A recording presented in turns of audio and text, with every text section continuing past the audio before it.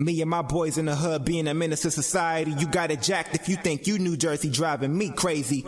You lazy, my mind searches for higher learning. Unlike you, on your Friday ritual of fire burning, I'm the new jack in this city. I got the juices. You with me or is you ain't? Every sinner can be a saint, whether you roll up dank or you pour up drink. Or on the chase for more money to blow it all like in the Players Club or go to a house party 1 through 4. Every week until you weak, everybody can't be the class act. And everybody can't have poetic justice to fall in love or gridlocked into the substance that makes us all come back, all run laps, all sit back and go to the wash to get fresh and take the pain away. It's a low down dirty shame. That's why I tell you don't be a menace while drinking your juice in the hood, because OG Bobby Johnson might put a potato on that barrel and smoke your ass in South Central or in Uptown NYC and leave Detective JC and Detective Torres on the case in New York undercover. So before you try to be a gangster from the 90s, look what happened to Ricky and ask yourself, would that be the outcome of your history?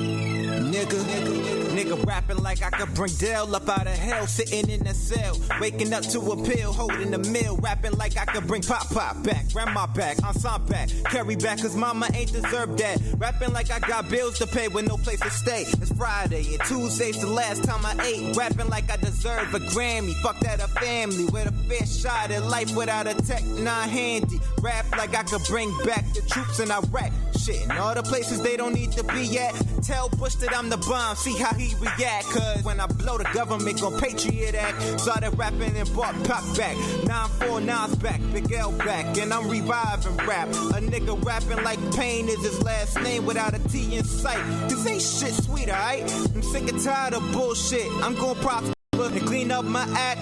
No soap operas, just the days of our lives being taped on clockers. Ain't never had shit, I'm taking back what's out. What you are, you been what you been. You shit what you eat, watch what you take in. You are what you consume, don't let it consume you. Stay focused, get money, your credit is soon due. You are what you are and you been what you been. You shit what you eat, watch what you take in. You are what you consume, don't let it consume you. Stay focused, get money, the credit soon due. It's soon due, nigga. It's soon due, nigga. Nigga, what an attitude. Knicks family, what's poppin'? It's all cool, nigga. It's all cool, y'all. It is your boy. We here to go. Big shout out to you. That was my man, artist that I work with, Q Nice. Name of the song was NWA.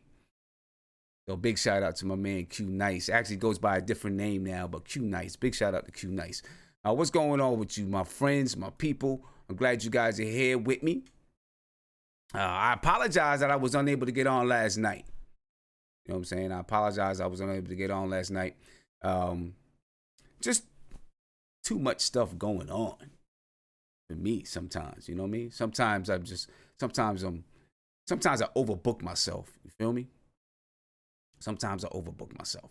But anyway, you know, I had a fundraiser yesterday, and sometimes those fundraisers take a lot of time. I mean, do a lot of things. But anyway, we are going to go ahead and get rocking. You know what I'm saying? We got Guillermo, we got Nate in the video chat. All right, we're gonna go ahead and talk a little bit about. We'll talk a little bit about last night's game. I didn't even see the game. I didn't even get to see the game last night, but we'll talk about the game a little bit last night. But we got some other topics we're going to talk about tonight. Since it's kind of a special type of night, you feel me? We're going to talk about a couple of different topics. All right, but we'll begin with the New York Knicks, clearly. Obviously, we'll begin with the New York Knicks. So let's get on over here. Let's bring in the video chat. All right, see what these guys talk about. We got Guillermo. We got Nate. You know what I mean? I'm going to unmute both of them so we can talk as a group, as a crew. What's going on, fellas? How you doing, man? Good, Sim. How you doing, man? I'm good. All right. I didn't even get a chance to see last night's game, but give me the run. Me neither. I was actually traveling, so I actually couldn't see the game, unfortunately, but I was looking at some of the stats, and typical, Moutier kind of having a strong, night field goal percentage wise outside of the 3-point shooting. Mitchell seemed to have had a bad game. offensively. Frank played 7 minutes, didn't really do much. It's looking more and more like he's going to be a trade candidate pretty soon. Kadeem Allen had 16 points, 6 of 11 field goal shooting. That's pretty damn good for, backup DeAndre Jordan. Had a fairly good game as well. Kevin Knox, 11 points, 4 for 9 from the field goal, 2 for 4 from the 3. Dotson, the guy I keep championing to be a good role player for his team next year, 7 for 16. He went terrible from 3-point shooting, 1 for 8, but it was 7-16 field goal shooting, 18 points. So, I mean, it is what it is. I just want to know, if any of these guys would be, according to James Dillon, a centerpiece going forward. But it is what it is. We're in full tank mode. So. Yeah. Yeah, I mean, we were in the fourth quarter. I mean, that's probably the only highlight of the whole game. Knox did turn his ankle in the first quarter, and so he was out the whole game. Ntilikina re-injured his groin, so that's why he only played 7 minutes. Moutier was non-existent. I mean, yeah, he scored a lot of points, but he couldn't stop anybody on defense. And there's nothing surprising there. Really, what I saw is like in the fourth quarter, just breakdowns on defense. Just a lot of players looking lost and giving up a lot of threes. And just no commitment to defense in the fourth quarter. I mean, they were right there. I mean, they could have won that game. But again, when it comes down to these close games, defense, we get exploited on defense because it's like we forget how to play defense or we forget what we're doing in the first 3 quarters, but it just looked non-existent. And, I mean, without Knox, I mean, there really wasn't a go-to guy. I mean, yeah, Dotson was off too. So, when Doc's not going, no Knox, I mean, who's really going to step up? I mean, Moutier did score a lot of points, but, I mean, I call them hollow points because he didn't really pass the ball. And on top of that, he didn't defend. So, of course, that gave up on the other side. So, yeah. Yeah, well, it is what it is. It is what it is. Yeah. It is what it is. You know what I mean? Now, hey, Sim, can I ask you this, though? Something a little bit more exciting outside of the Knicks? Uh-huh. With regards to basketball, who did you like in a tournament so far, I guess, even though he's out of it? Morant or Zion? I'm going to tell you, well, we're going to talk a little bit about Duke a little bit in the show, but I really do like what I see from Morant. I really do like what I see from him, man.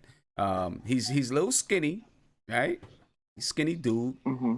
He needs to eat a little bit, but his vision is off the charts. Yes. Oh, yeah. His vision is off the charts. And like we were talking about in the last stream, his ability to put the pass on the dime. Hit him right in the pocket. It's really impressive. Exactly. He hit him right in the shooter's pocket. It's just really impressive. You know what I'm saying? Yeah. Really impressive. I don't know if you saw I think it was a game before last, before they lost. The thing I like about Morant, and I got to do more film study on him, but one thing I like about him now, there's some instances where 2 guys were open, right? It'll be the guy that's cutting down or the guy that's open for the 3 whenever he did sometimes, when he did the pick and roll sometimes. And it's like, I want to look more into it because there were some passes where I'm just thinking, did he actually think about making that pass? And it's a good thing because, there are passes where obviously you could have had the nice pick and roll, easy pass, the guys cut into the basket is easy.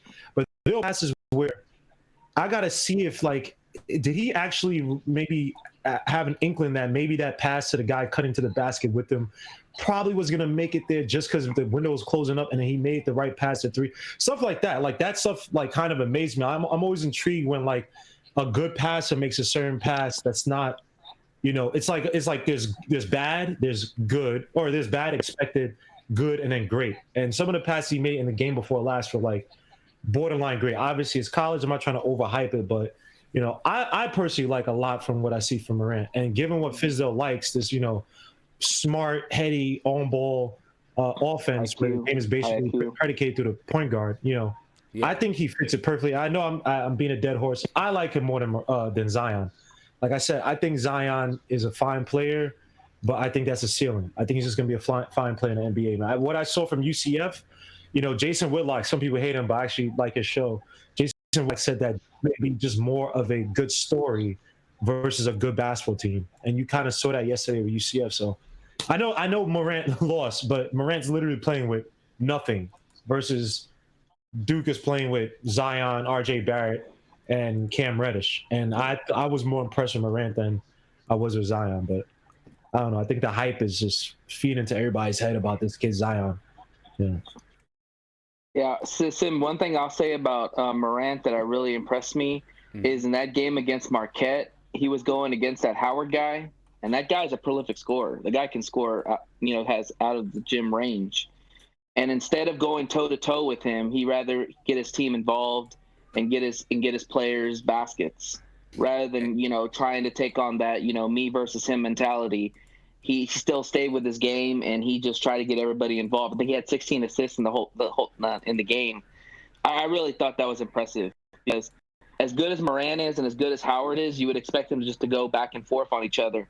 But he said, you know what? I'd rather get my team involved, and we're going to win this game, and let Howard just go off and do his thing, and nobody else really scored for Marquette. Yeah. So I really thought that was a big thing for me. I think that he's the type of player who he's going to take what the defense gives him. You know what I mean? Exactly. So it's not about if I don't think it's really did he decide, I'm going to, get people involved. I think it's like, this is what the defense gave me, and this is what I'm going to do. They're covering everyone. I've got to get people involved, because of whatever it is, and that's what he did. You see, in the last game, they kind of were allowing him to score, right? Because they figured, we'll let him score. He can't, he's not going to be able to score every single point. And, we'll put the onus on other guys to step up, and the other guys couldn't step up. You see in the beginning of the game, he was hot, he was knocking down stuff, but the other guys couldn't step up. But let's talk about the Knicks. Yeah. Let's talk about the Knicks, and then we'll get into talk about some of these other things. The Knicks have, what they have, 14 wins, right? Mm-hmm. 3 wins away from tying the franchise record in losses. We need 4 wins to beat that franchise record. What do you think is going to happen? Are we going to set a new franchise record? Are we going to tie it? Or will we beat it? We're going to set it. We might set it. I think we might set it. We're tanking hard, man. We're tanking. Yeah, we got the Raptors the next game. Who else do we got, Sim? I know we got the Bulls still. We got the Bulls. Let's see who we got coming up. I know we got the Raptors on Thursday. You said on Thursday? I don't think we play till Friday, isn't it? Play Friday? No, we play Thursday. Well, besides the Raptors clinch. Did they clinch already? They probably clinched. I'm pretty sure. You're right. We play the Raptors on Thursday at 7:30. Then after the Raptors, we play Miami on the 30th. All right. Then we got Chicago, Orlando, Houston, Washington, Chicago, and Detroit. We could roll up 3 more. The thing that we have to look at is, of these teams, who's going to be fighting for playoff position or who's going to be resting their players, and whether or not the Knicks get a couple of wins coming in the stretch. Not to mention health. Is Knox healthy? I think he's day-to-day, and so is Ntilikina. Yeah. Both of them were considered day-to-day. To be honest with you, I don't think Ntilikina is going to come back this year. Yeah. You know what I mean? I don't think Ntilikina is going to come back this year. I think that Ntilikina is done for the season. I think that Knox, I guess he's day-to-day. Would he be done for the season? What is the reason? I don't know. I don't know if Knox will be done for the season, but I think Frank Ntilikina is done for the season. And what could end up being that 6 minutes that he played last night could end up being the last 6 minutes that he sees in the New York Knicks uniform. And I hope not. I really hope not. I feel really bad if that happens, but it could be a big mistake if we do. It could be. You know what I mean? It definitely could be. There's no need to rush these young kids in. again, we're tanking hard. It's not like, I mean, he wasn't a difference maker anyway, but there's no need to hurt these young kids anymore, man. I mean, Frank, that groin thing obviously just shut it down, and that goes to show that LeBron James' groin thing is probably not as serious as he tries to make it be. But anyway, I tell you, I did see about LeBron James. I did see a tweet from some lady who was, his trainer who said, "Oh, Sim, you got to realize LeBron James. I don't know if you watch if you watch Game of Thrones, LeBron James has the attributes of Littlefinger, right? He's in everything, and he puts out propaganda everywhere. Think about this. Somebody brought this up. What trainer? Because what's this like? It's client, what do they call this thing? But basically, a doctor or whoever, they're not supposed to be releasing that information, right? Because they could set off a lot of issues. Hey, the team could actually be a lawsuit. Someone say, "Oh, LeBron should come back and say, oh yeah, I wasn't supposed to come back, but the team and the trainers pushed me, blah blah blah." Like, if you want to do that, that's proof. So all this stuff with this lady, that's just LeBron James. You know how he has his little machinations. He wears his he wears that little cute little Gucci scarf to say that he broke a hand that same night. He's giving people high five. LeBron James is an actor. He's fine. All that stuff about he's supposed to sit out 6 months. Stop. He just needs to make this season again have excuses. That's all he's. Well, that's what LeBron James does. We know that LeBron James. He always makes excuses. LeBron James is he's a. I hate to say it like this, but he's an attention whore. He tries to make it like he's not. He tries to make it like he's not. You know what I mean? He tries to make it like that's why he'll never be Jordan. Humble and all that kind of stuff, but he wants and loves the attention. You know what I'm saying? You see him do this stuff all the time that to me is like, I mean, he knows that cameras are watching. He's right. He's a diva. LeBron James is the most media savvy NBA player that we've ever seen. I tell you that. He knows that the camera is watching. When he sits down to the end of the bench, he knows exactly what he's doing. He knows that the camera is watching, right? Everything that he does, he knows that the camera and the spotlight is on him, and he just needs to have his name. He's not in the playoffs, right? He needs to have his name in the conversation some way, somehow. I mean, that's LeBron James. That's why, Sim, I appreciate channels like this, because if you literally watch ESPN, any of these trash networks, man, literally every day they have a segment on LeBron. And I forgot, it was like a few Fridays ago or whatever it was. That Nets game versus Sacramento was one of the most entertaining games I've watched. And this is a team, two teams. Sacramento, I mean, they're not going to be in the playoffs this year, but they're an up-and-coming team. The Nets are surprisingly in the playoffs. And D'Lo went off. Like, D'Lo went off. I forgot how many he had in the fourth quarter. If someone could help me. I please correct me if I'm wrong. I think he had 24 in the fourth. It was something crazy.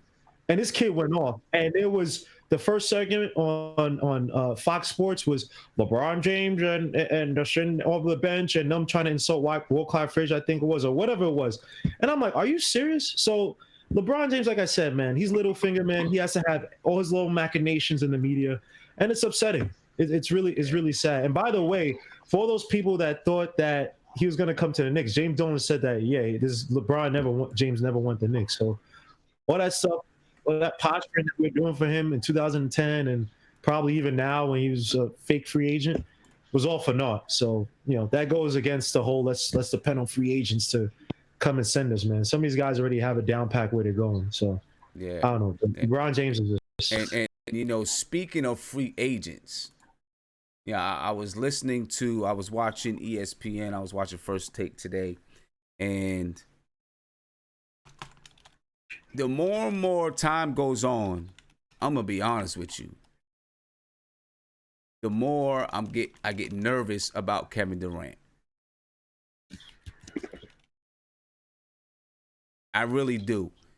So I was watching today, and the conversation today was, Kevin Durant, basketball does not fulfill Kevin Durant anymore. That was the conversation today, right? It doesn't fulfill his life right now. That concerns me. And Mark, I'm going to unmute you. Right? I see Mark rubbing his head, so I know he's getting stressful about this topic. I can see it. He's stressing about this topic already, right?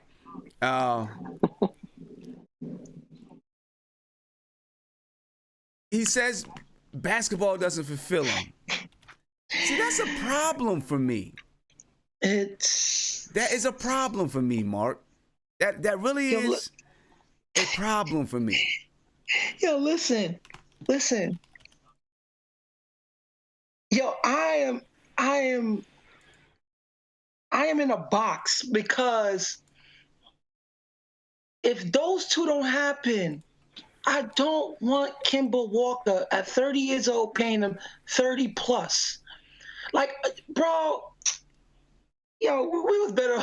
Yo, we was better off keeping the people that we had on our team. Honestly, but look, Mark, this is the thing.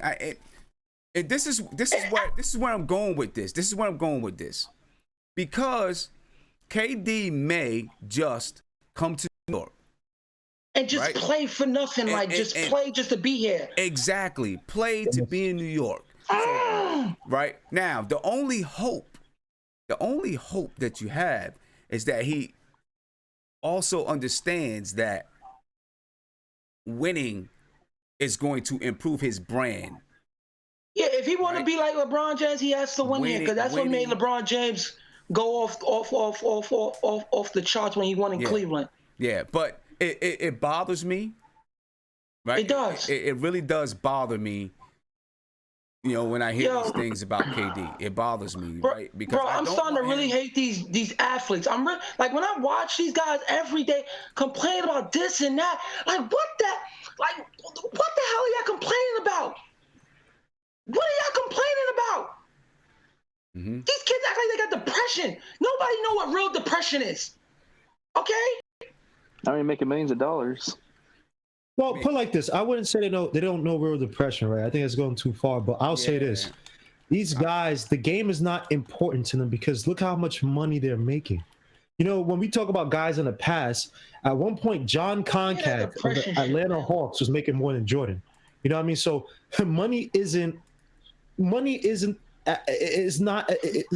not fighting, right? They're not starving. They're never going to starve in the league. So when you get a guy who loves the game, it's special. Nowadays, a guy like Kevin Durant, and I hate to make this sound social, whatever, right? And I'm not getting anybody who comes from this situation. It's this only child syndrome, man. It's this only children's syndrome, right? This guy's been ultra talented since, however, right? You know, the kid, he's emotional. He's getting attention. Everything is at his feet, right? And he's physically gifted. He's won championships. He's not going to care as much, and he's going to be emotional. Now, the big issue that we have, if he wants to come to New York, you need a Svengali. Because we don't have a Phil Jackson, you know, this guy Fizdale, he's a bum. He's a used car salesman to me, right? He doesn't have that attitude to really invigorate Kevin Durant, right? So the most important thing that we need a floor general who's going to demand that from Kevin Durant night in and night out. And it's as crazy as it sounds, I mean, I hope he's healthy, but you're gonna need a Kyrie Irving to come here and truly guide Kevin Durant to say, look, I'm here to build because I honest to God, the only person I think that really wants to come to New York and win and create his own empire, like it was a 90s, like some Japanese feudal empire here in New York, is Kyrie Irving. I think Kyrie took this game serious, man. And lead them to the promised land. Because look at his pedigree. His father was a baller. I think he got hurt and couldn't play. He's from the Rod Strickland's his godfather. This guy is about basketball and the glory, and he's not about riding other people's coattails. He's an alpha. You know what I mean? So I think he's the guy you need. The only thing I'm just scared about is that damn knee.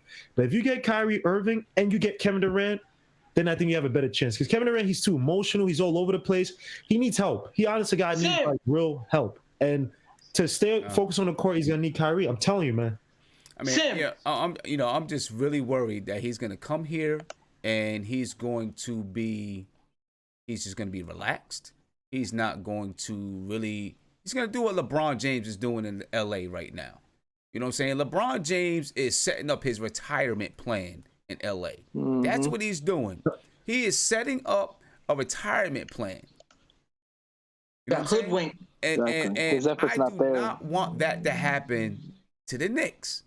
I do not want KD to come here and set up his retirement plan. But that's what I feel like is going to happen if he comes to New York. And I'm starting to feel like it's going to be an albatross move. Right?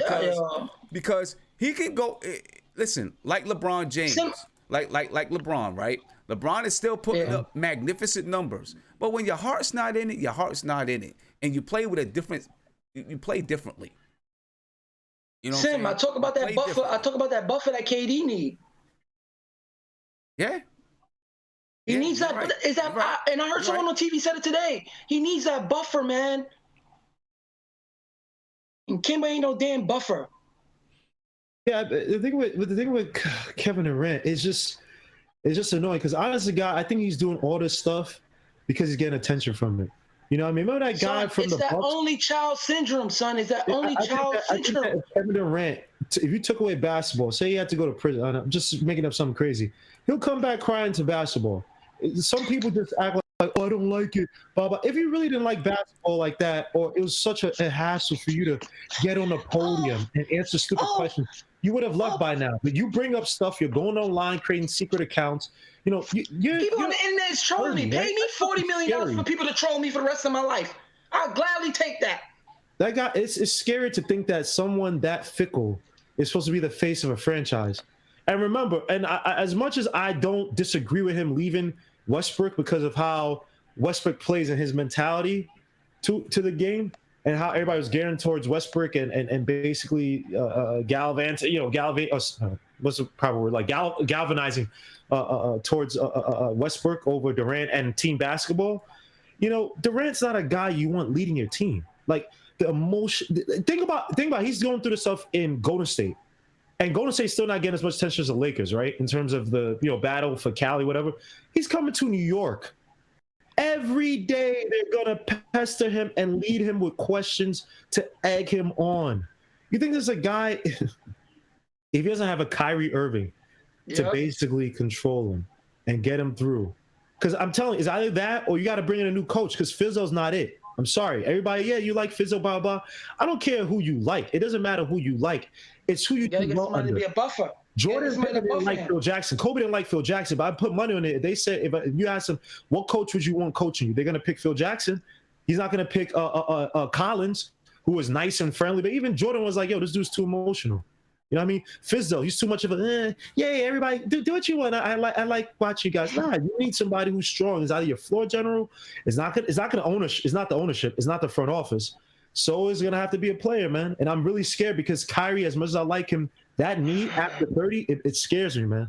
And the thing is that I wouldn't mind a Ja Morant, but Ja Morant coming and trying to command KD and some of these other guys, I don't know, man. Yeah, right. Having Ja Morant come in and trying to lead these guys, that doesn't work. That doesn't work because they're not going to have respect. They're not going to respect them yet. You know what I'm saying? So that definitely isn't going to work. It just concerns me, man. It really does concern me with KD at least. Kyrie. He take the game serious. He takes the game serious. We just don't know. We've got to see, Kyrie Irving. He handles pressure good though. That's one thing I like about him. As much as he might be crying in Boston and all that, he handles basketball pressure very, very well when it comes down to close games. Yeah, but we just got to see what does Kyrie, what will he do? Hey Sim, sorry to cut you off. Isaiah said to let him in. Oh, all right. Yeah, sorry about that. We got to see what does he do by himself? What is he gonna do? Right? What is Kyrie Irving gonna do in the playoffs as the leader, not by himself, but as the leader?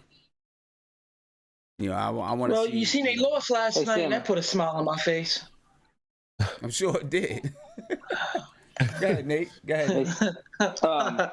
So you brought up a great point about Kevin Durant because I've been hearing the same thing that his focus is not on necessarily being the all-time great player. I mean, he's got other aspirations of what he wants to do and stuff like that. So we see what's going on with LeBron and how a lot of people said LeBron was going to LA more so for his career outside of basketball rather than his career on the court.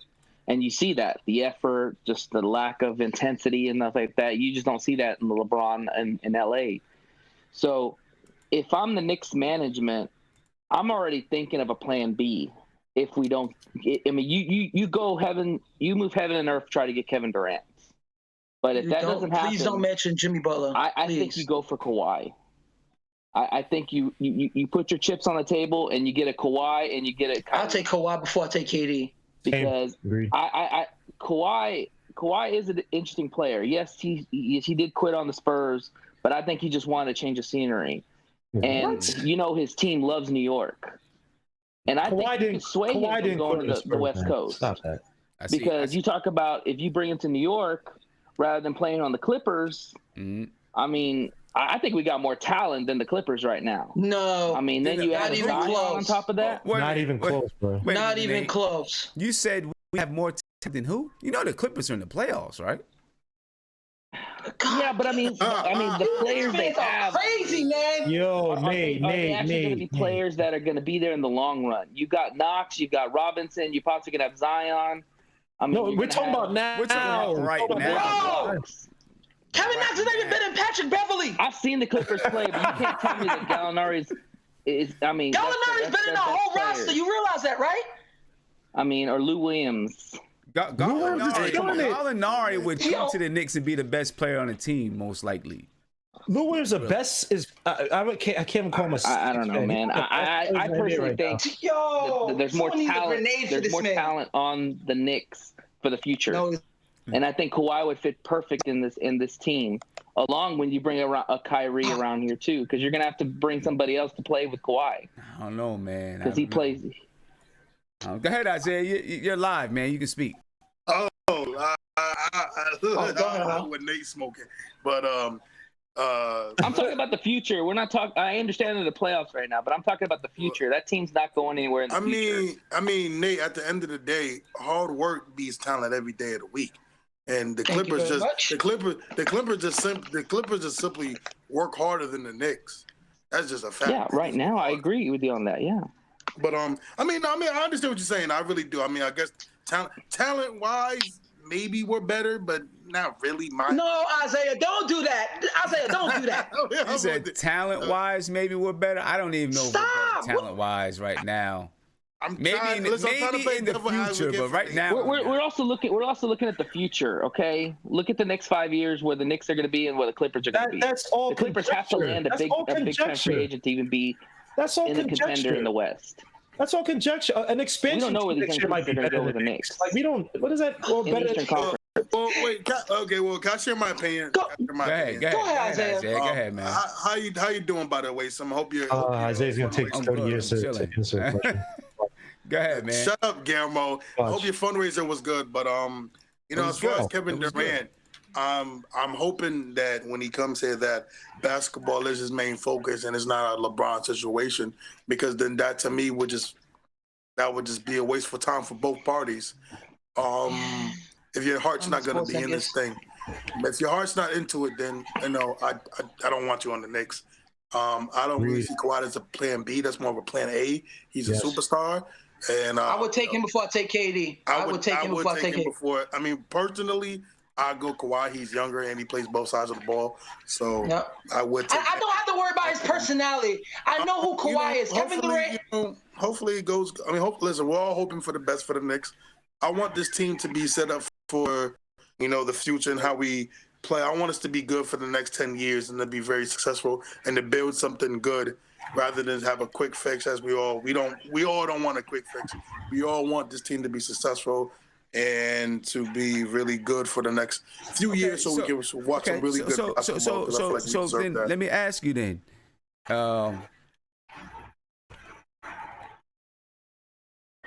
Is going out and lusting after KD and Kyrie, is that a quick fix? No. I don't see that. No, I don't see that as a quick fix, because at the end of the day, Durant's skill set and Kyrie's only going to be 27 or 26. I forget what 20 years. And then Kyrie's, and Kevin Durant's skill set it can last you for a while. So I don't think that's a quick fix.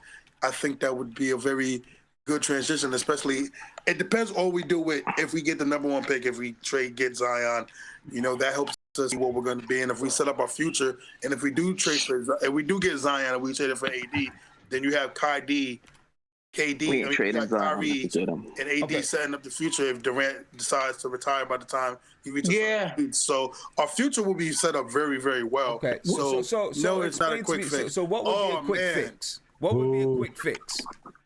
Ant-Man. A quick. This is a quick fix, and this is the nightmare. I don't know if I could watch the Knicks scenario. The Knicks get Kemba and Jimmy Butler. Oh my God! If we get Kemba and DeMarcus Cousins and Jimmy Butler, that is a scenario where I don't want to watch basketball. I don't want to watch the Knicks. I don't want to be mediocre. I don't want to watch that. That's just action for crap. Okay. So let me ask you. All right. So let me ask you this, right? Let me ask you. Let's say you do get KD. I was just thinking about this the other day. Let's say you get Kyrie. I'm sorry. Let's say you get Kyrie, right? I'm not saying that if I'm the Knicks, I probably would get Kyrie if he's available. If he's coming, I'm probably gonna get him, right? I'm not saying I'm not, but I'm asking this. If you go get Kyrie, how long do you have left for Kyrie? Realistically, on your team. How long is he going to be on your team? 3 years. Man, 3 now. So if it's probably Kyrie, 4. You're probably looking about 4 years. 4 years. 4 years. Okay. 4 years. Play option. Third. Okay, 4 years. So now you're paying. So that gives you a 4. If you get KD, how long is he going to be on your team? 4 years. 4 years. 4 or 5. Me personally, I could see KD for 5 to 6 years. Me personally.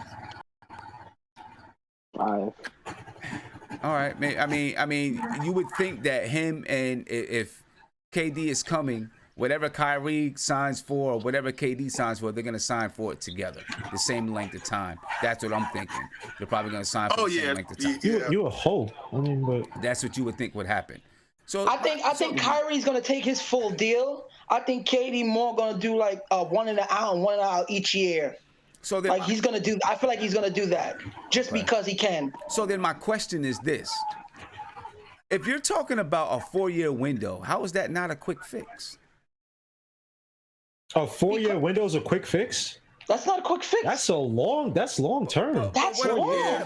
But what I'm talking, I don't know. In NBA, I don't know if that's long term for me. Well, Sim, for me, what I'm talking about, because I feel like, I mean, and what I mean by that is, okay, you're quickly trying to get it done, and you got 4 years to win this championship until you have to start, until you're just gonna restart again. Well, Sim, look at the Warriors, right? The Warriors won 3 and 4, and everyone's calling them a dynasty and whatnot. That wasn't a quick fix team, right? I mean, the thing about it is that when you talk about the reason why it seems like it's a quick fix, because you have an inept front office that should have been putting stuff in place. Yeah, but see that the thing that's different with the Warriors to me is that it's not it's not like the Warriors got Steph Curry, Draymond Green, and then bam, they were winning championships. It took 3, 4, 5 years before they became that caliber of a team, and then they became a dynasty, right? So, but these guys have been together for how long? Right, they've been on that team, like there was you have Mark Jackson was there for a couple of years, right? Yeah, but they kept bringing in like players. But listen. Well, look at the hold up. This is what I'm saying. Yeah, look at the Lakers. But this is what I'm saying. You got Curry and you had Draymond and you had Thompson, Clay. right? Clay. And they Harrison were building, Barnes. right? They were building. Mark Jackson came in. He was there for what, 2-3 years? They had David Lee. Really they helped had Andrew Bogut. Right, but really helped them to get some structure in place and things. And then Steve Kerr came in and took them to the next level. So it wasn't Keyword, Sim. What did you just say, Sim? Keyword. You just said structure. Right, but what I'm saying. I'm sorry, my bad. No, but what I'm saying is, it didn't take them 4 years. It wasn't like, okay, we got this 4-year window. They had these guys and they was able to build for 4 or 5 years, and then they became a championship dynasty for the last 4 years. You know what I'm saying? You know the difference between us and them, Sim? They had a foundation player. I know. They had a player who you could circle around and put a team around. We don't have not one of those. I get that. I understand that. But what I'm saying is, I feel like, and I'm not saying I wouldn't do it, playing devil's advocate with you and myself. But I feel like you go and you get KD and Kyrie, right? You are fast tracking it, and you are trying to hurry up and get it done because you know you only got a limited amount of time before it goes over. Because that's what happens. Okay, like if you have a car, right?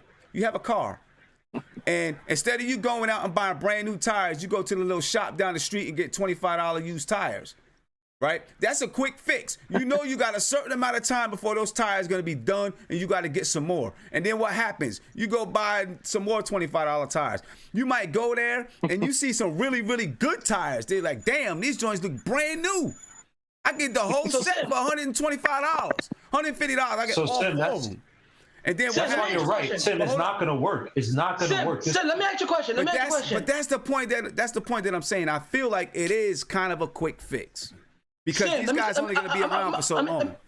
And we're not setting up for anything. And we're going to be in the same situation 4 years from now. Right. Because all the things that you mentioned with those other teams, everything you mentioned, like we talk about the Warriors, right? They had a foundation in place, right? They had a coach. They had a philosophy. They know what they want to do, right? They'll draft in players. Stephen Curry, even though he was, individually his numbers look good, he wasn't Stephen Curry yet, right? Because the system truly wasn't in place until maybe a year or so before they won a championship. What the Knicks have now, this is why I hate what Fizdale's doing with the whole tanking thing, blah, blah, because you have not – name me the last team in the NBA who literally just stacked their team with a bunch of free agents and didn't have a foundation in place, a foundational player or 1 or 2 foundational players and built around them. So it's not going to work. That's why I get mad that we don't have a system in place. Our defensive identity is non-existent. We're just banking on free agency and Zion Williamson. And honestly, God, we sound like an NBA 2K player. We sound like one of these guys who are on Bleacher Report who write these fantasy articles about, I want this guy in the mock draft and blah, blah, blah, blah, blah, all this crap, and it leads to nothing. Because everything you mentioned, Sim, you mentioned structure, you mentioned foundation. Right. We don't have any of that. And we're hoping that a mentally unstable but extremely talented star who's emotional and a guy who's great but has a bad knee or has a knee that could blow out any time, we're banking on these 2 guys. And then Zion Williamson, who could be a bus kid. Well, Sam, that's why I say I think it sounds like a quick fix to me. It sounds like, we're trying to quickly I'm going to tell you why it's not a quick. If we didn't, supposedly that situation when KP didn't go down, right? Mm-hmm. Suppose that situation and we worked it out, right? Then that wouldn't be a quick fix, but because we made that trade, it became a quick fix. You're right. That wouldn't have been a quick fix because you would have had KP, when Golden State got Steph Curry, right? They signed David Lee that year for $80 million. So they said, okay, we're gonna put David Lee as our free agent with Curry. They had got Jared Jack. And then the next year, they went out and got Iguodala. They drafted, I think, Harrison Barnes before they drafted. No, they drafted Clay. They got Clay. And then the next year, they went and got Harrison Barnes.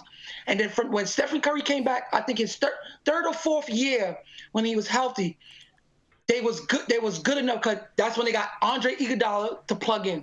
If we had a foundational player, then it would be easier for us to pick players from free agency to come and play. We can't pick free agency with this roster because no one is that good enough where other free agents want to come and play with us. I agree. That's why I say we traded our best foundational player. If we had believed in KP, just try to say, come on, just try to say, wait, hold on, let me get my point, bro. If we believed in him, say, yo, he gonna come back strong, and we could start him as a pillar.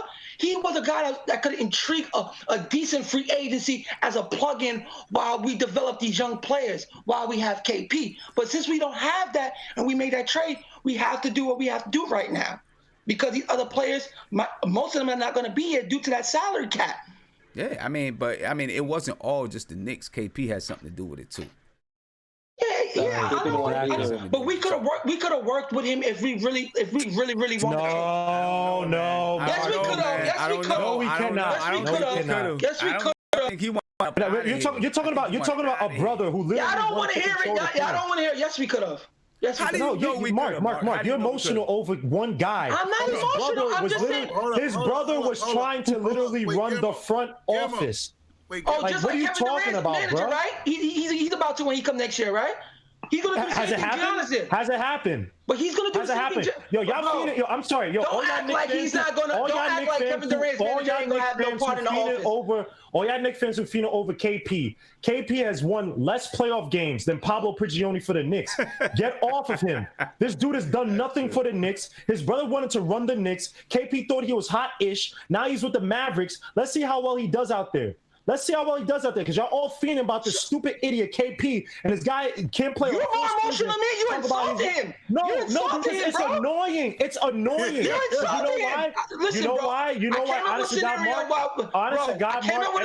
Mark. Every so-called pundit in New York has gone over and stuff for you, bro. You still talking about KP? Let him go, bro. Y'all talk about foundational players. This guy has not won us one playoff game. Tell me, what 50-win season have we had with KP? Guamo, he wasn't productive? He wasn't a productive player? Did I say he's not productive? Okay, so I can start with a productive player than not starting with a player like Kevin Knox. I'd rather start with a productive player than that. If you talk to Mark, you would swear that KP won us 3 championships. He was a productive player. All right, let me get to it, guys. Let me get to I'm supposed to sell my whole franchise to this guy and his brother. All right, go ahead, Ant. It's on you. I'm gonna come back. Go ahead, Ant. Man, Knicks fans are some of the bougiest losers I've ever heard in my life. Ever. I think, is it a quick fix? Yeah, it's a quick fix. But so what? We have this idea that a slow rebuild is gonna result in success. That's not guaranteed. It's not. So we may end up like the Clippers with Blake Griffin and Chris Paul, where you build around Blake and you do it the right way, and you still don't win, right? And then you wasted 6-7 years and you still didn't win. So you have a chance to get a guy like Kevin Durant and Kyrie Irving, and you have a chance to be a championship contender. You have to do it, whether it's a quick fix or not. I will say this. The Clippers went 6-7 years where you thought that they were going to win and they didn't. But they're still right back in the playoffs. That's called that's continuous success at least. Good coaching. Right? Yeah, but that doesn't matter. That doesn't count. Yeah, but Sam, hypothetically, say we get Zion or Ja Morant, right? We have Ja Morant or Zion, or Kevin Knox, Mitchell Robinson, Alonzo Trier, Damian Dotson. After 4 years, these guys are going to still be here. They're not going to disappear because KD and Kyrie left. We're not mortgaging our future unless we do like the Anthony Davis trade or something. You're not mortgaging your future. I get that. And then we were talking about LeBron. The reason why LeBron is losing in Los Angeles is not because he doesn't care. It's because he went by himself. What the hell Nate talking about? It's because LeBron went by himself. That's why he's losing. Defense. Yeah, the difference Kevin Durant wouldn't come by himself. Yeah, but you can. He would come with another bona fide guy. Right, but you can see with LeBron James that it's different. Yeah, I can guarantee you he does not have the same heart for it as if he was with. I mean, I know he has player. He didn't have the same type of players, and there was injuries and there was a whole bunch of junk going on. Right. I mean, it's the same garbage that surrounds LeBron every place that he goes. Now the coach is about to get fired. They're looking at these type of players, that type of players, and all that kind of junk. I mean, I do believe that, LeBron he's setting up for retirement. Now, I do get what you're saying about KD and Kyrie, right? Mm-hmm. And that if we just sign those guys without doing anything for Anthony Davis, that we are... you still have the young guys that are going to be there. But here's my thing about it. We have a number of players that are in the they're going to be free agents. they're gonna have to go, right? Some of those guys, some of those young guys, you get KD, you get Kyrie, you've got to put some veterans around them. You got to put guys in there that need to win because they want to win right now, which means that's going to cause you to make some moves where you get rid of some young guys. I can guarantee it. You get, even if you don't get Anthony Davis, you get Anthony Davis or not, or let's say you don't bring in Anthony Davis. There's going to be some young guys that go so that we can bring in some vets because they're going to want to win. You're gonna have to. You don't bring KD and Kyrie in to not win. You're gonna have to give up. You're gonna sacrifice something to bring in some guys. You know what I'm saying? And that may be true, but we're not gonna be getting rid of foundational guys like Mitch and Knox and Zion. Like those guys aren't going anywhere.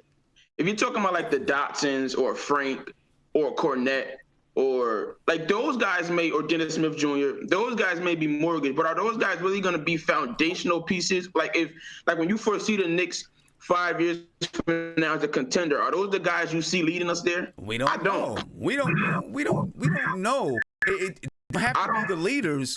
They can be rotational pieces. They don't have to be the leaders. I mean, I'm not saying that I wouldn't do it, but I'm saying it is a quick fix. You know what I'm saying? Because in 4 years, right? You're gonna be looking at doing most likely you're gonna be looking at doing the same exact thing. And I'm gonna tell you what most likely is gonna happen within those 4 years. One of those guys ain't gonna make it all the way through. One of those guys is gonna be unhappy. They're already unhappy in places that they wanted to go to. Well, maybe Kyrie didn't really want to go to Boston. I don't know. But they're unhappy in places that they wanted to be. Maybe they're just inherently unhappy guys. Maybe it's just me, but I feel like, man, if they get me a ring after 45 plus years of losing, I'm gonna be honest. They could burn Madison Square Garden down on their way out the door. Right, but I don't care. I'm gonna be honest. I'm gonna be honest. In my opinion, I don't think those two guys are gonna get us a ring if they come. I don't. I don't think that. I mean, of course, I hope that I'm wrong. I pray that I'm wrong. I don't think KD is going to be fully in it.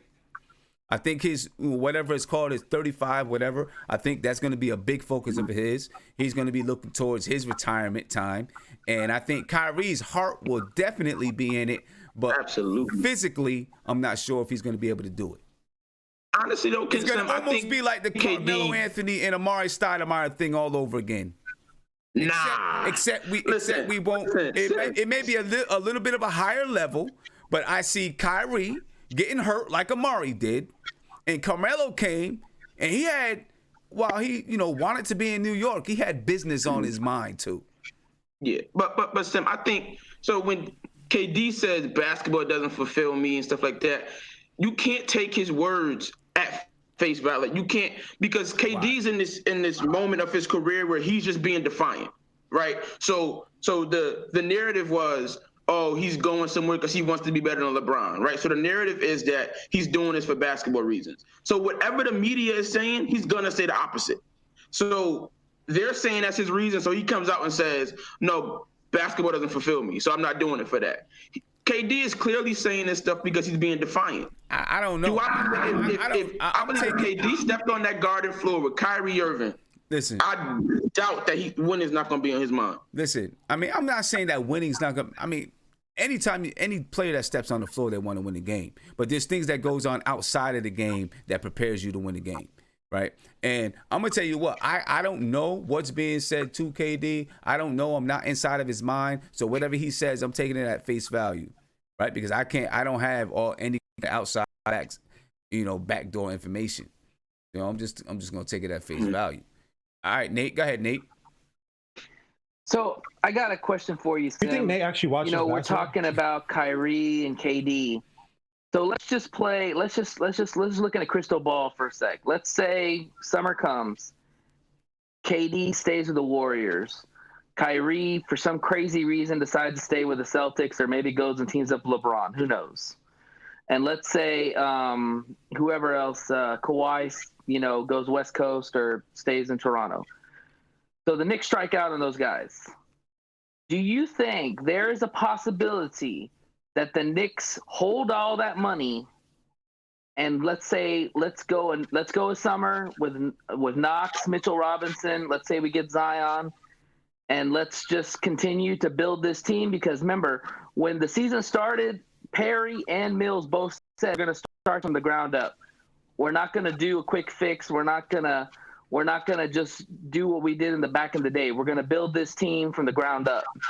And then maybe in 2020, when Giannis and AD are free agents, maybe we go after one of those two dudes, because those are still guys in their prime or haven't even hit their prime. And therefore it wouldn't seem like a quick fix, because they're almost about as young as the guys we have on our team, or a little bit older. Do you think the Knicks would possibly do that rather than just signing a guy like Jimmy Butler, or a guy like Kemba Walker? Oh well, I don't think they're going to be looking at. I don't think they're looking to sign Jimmy Butler or Kemba Walker and those guys. Right, that's what I'm saying.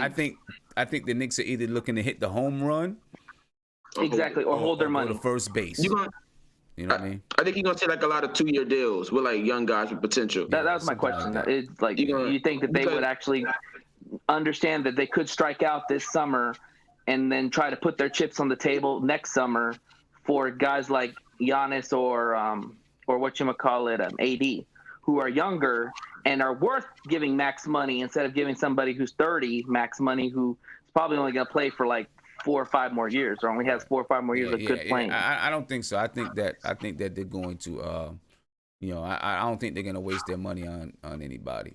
I don't think they're going to waste their money. I think they'll be smart with it. Go ahead, Guillermo. Yeah, I was gonna say, man. No offense, Nate. That's a terrible strategy to go off of. What you do as a team, right? As an organization, you can't bank on free agents coming to the team and helping you to continue what you think you have or whatnot. Like I said, there are things I have to consider with these free agents.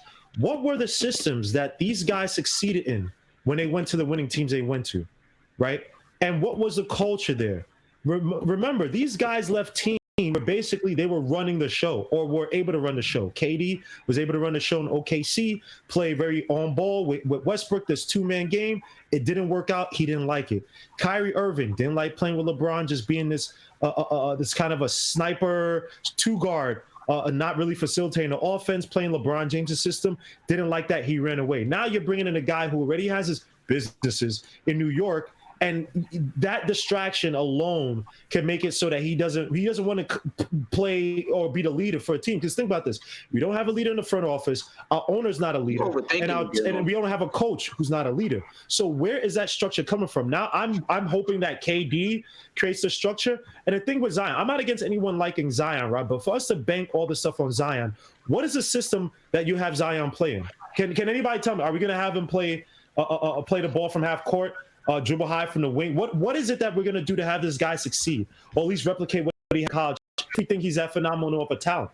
So we don't know unless the coach figures it out. And Nate, what confidence has Fizzo given you that if you look at Zion, what Zion's doing in college is going to replicate when he comes to the Knicks, or be replicated when he comes to the Knicks? You overthinking it, Guillermo. I don't know. No, I'm not. No. I'm not overthinking it. We as Knicks fans don't think about it enough. And this is the thing about it. This is Knicks fans for you. We draft a guy that we wanted, or we bring a guy that we wanted. Oh, we love this guy, blah, blah, blah. And he doesn't pan out. And we're sitting there saying, oh, well, they were stupid for drafting him. When we're the same ones that are clamoring for this guy. And this is what goes. I'm not saying I'm a free a front office guy. I'm not. I'm a fan just like y'all. But these are questions they ask themselves. If I bring in a guy, right? If I bring in a guy who can't shoot threes, right? And I have a run and gun system like, say, the Warriors, right? Where most of the guys can shoot threes, and this guy's not a center or rim protector. Why am I bringing this guy over if he doesn't fit my system? Because that's how you have to think about this stuff. If you're drafting guys, you just can't draft guys and say, oh, he's let him play. Because look what happened this season. We said, just let these guys play, and we have 14 wins with guys that we just let play. So as Knicks fans, let's put some smartness, let's put some intelligence into what we're doing with free agents and trying to build this organization, man. Because it's not working. And if these guys come in, how are these guys going to win for us? They're winning with other teams with strong cultures and systems. We don't have that. Guillermo. So what are we going to do? All right. I'm gonna go to a phone call, then I'm gonna come back. You know what I'm saying? See what's going on in the chat as well. All right, so let me get to a phone call real quick. Caller, you're on live with Nothing But Knicks. What's popping? You want to turn that down in the back for me, my man? There you go. Caller, what's popping, bro? What's good with you, man? Nothing much, man. Having got a lot of friction going on in the video chat today, man. Yeah, I hear, man. Some of these guys are on, I don't know what they're sipping on or whatever, but you guys are wild. Got a lot of friction going on today. So tell me, man, what's going on? What's on your mind? Nah, I'm just, first things first, the Clippers have a way better roster than we have. I don't even want to get into that. That's just a fact. I think, like, we're really reading into this KD thing and all that too much. Think so. Do you understand how good KD is? I do understand how good he is. Have we seen KD when he came to just the last game he came to the Garden, and we were trying to hold on, we were within 8 or 9, and in the end of the third, the last half of the third quarter, KD came on and poured on 25 points. I get that. What do you think he's going to do when he's the guy? He's not the guy in Golden State. He's got to do his – KD's an assassin. But you know what? But let me tell you something. He's got the mindset of Carmelo. I'm sorry, Carmelo did his thing. Look, let me tell you something, though. Let me tell you something. Coming to New York and being in Golden State is going to be two totally different things for KP. Totally different things. Outside of basketball as well as on the court. It's going to be two totally different things. In Golden State, you got Steph Curry, who's going to play a different style of game than Kyrie Irving, if Kyrie Irving is with him. You got Draymond, you got Clay. It's going to be a total, and you got a coach in Steve Kerr that understands offense. Right? No, I get it. It's going to be totally different. It's going to be a different game. Now, KD was still KD even when he was in Oklahoma City. Right? I will say that. But he's not that age anymore. He's going to be a different age when he gets here. Right? Yeah, but and I'm not saying that, KD right now is in his prime. He is. But when he gets here, he's going to be 31. You got about a year. You got about 2 more years of him being in his prime. Yeah, but he's not a LeBron type. You got to understand, KD can sit out at the 3-point. He's a better shooter than Carmelo was. That's where Carmelo fell off. Okay. Because he wasn't that good a shooter. He was just the best. He could get space, and then he had an open shot all the time. KD's 7 foot. KD can go out at 30 feet and shoot 8 for 20 and still be effective. But does that mean? I understand. I understand that. I understand that KD, his scoring ability and all that stuff. But does that not mean that age is going to set in? Because regardless of what, still young. I'm gonna tell you, regardless of what anyone says, in my opinion, I believe that we are getting KD. We would be getting KD on the down arc of his career, right? We might be getting him right, like if you got an arc and you got the pinnacle of the arc and you're just past the pinnacle of the arc, I think we're getting him there. That's my opinion. I hear you. I could be wrong. I hope that I'm wrong, but that's why I think we would be getting him.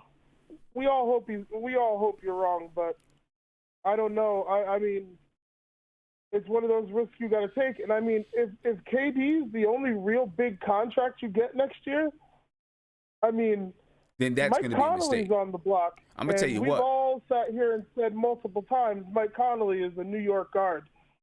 He should be in the Garden. I mean, he's on the block. If we can swing a trade to get Mike Conley and then KD and then these young guys, and if we get Zion, we get Zion. If not, we could always, trade back for more picks or, trade that pick for, I'm just, honestly, I would rather. Yeah, I would rather, if we talk about getting, people were talking about Kawhi, if you're talking about getting a guy in his prime, that's getting a guy in his prime. Oh, yeah, if we get Kawhi, it's on. That's getting a guy in his prime. You know, I just don't think we're gonna get Kawhi. I don't think Kawhi's that type of dude, man. I could see KD coming over here and having more success than Kawhi. Kawhi's so quiet.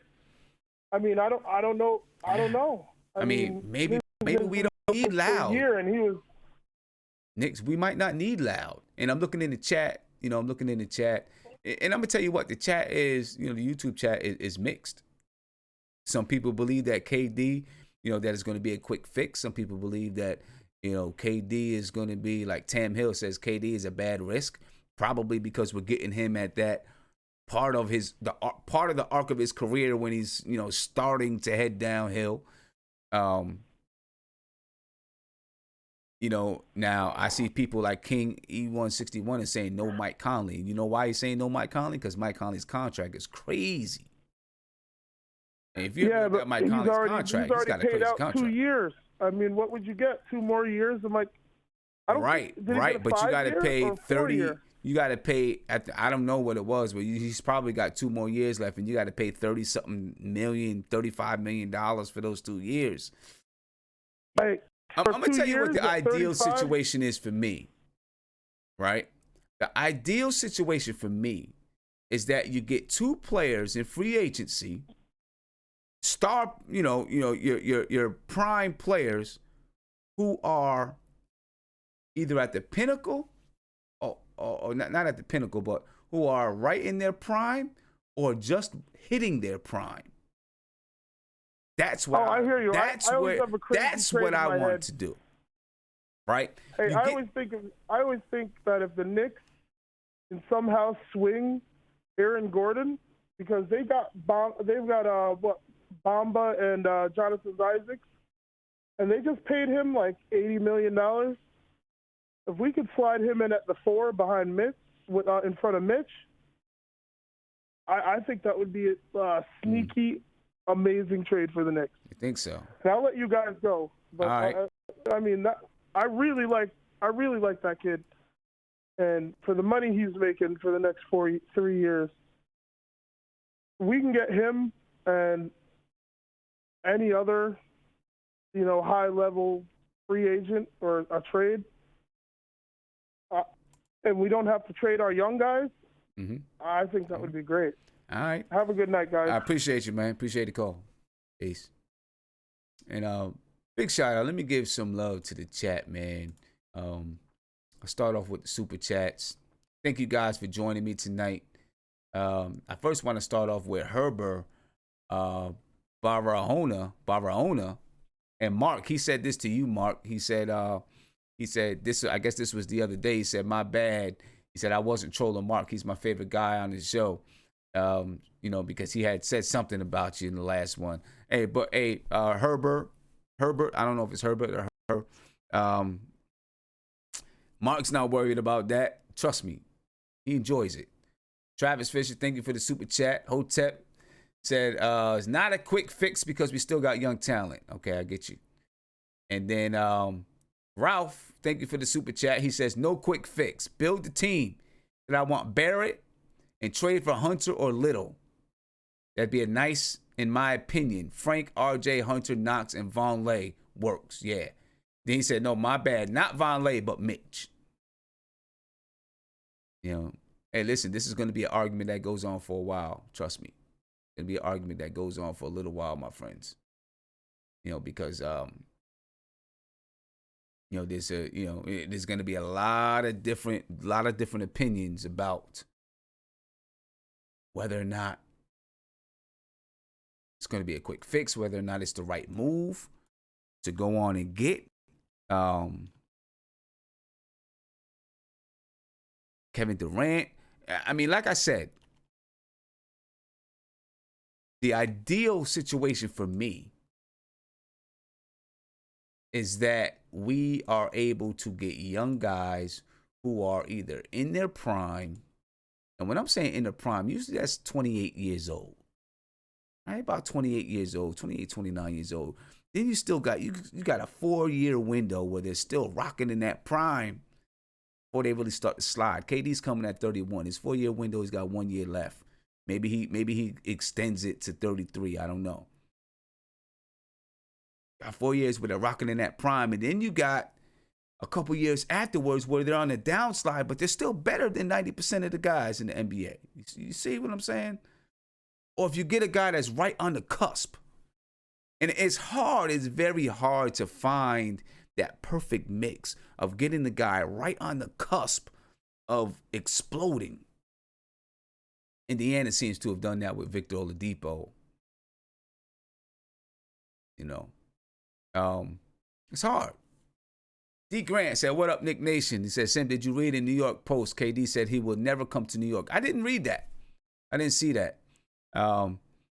And maybe KD's, doing stuff like what Ant's saying, playing around with the media. I don't know. Kate, from everything that I've heard, KD loves New York. Right? He loves, at least when he went to Rucker Park and played, he loved New York. Raven Nix says Kawhi is that guy. Would Kawhi come to New York? That's a question. Would Kawhi come to New York? I tend to think that he would not come to New York. I don't know. But you know what? If he wants to go to LA, then maybe he would go to New York.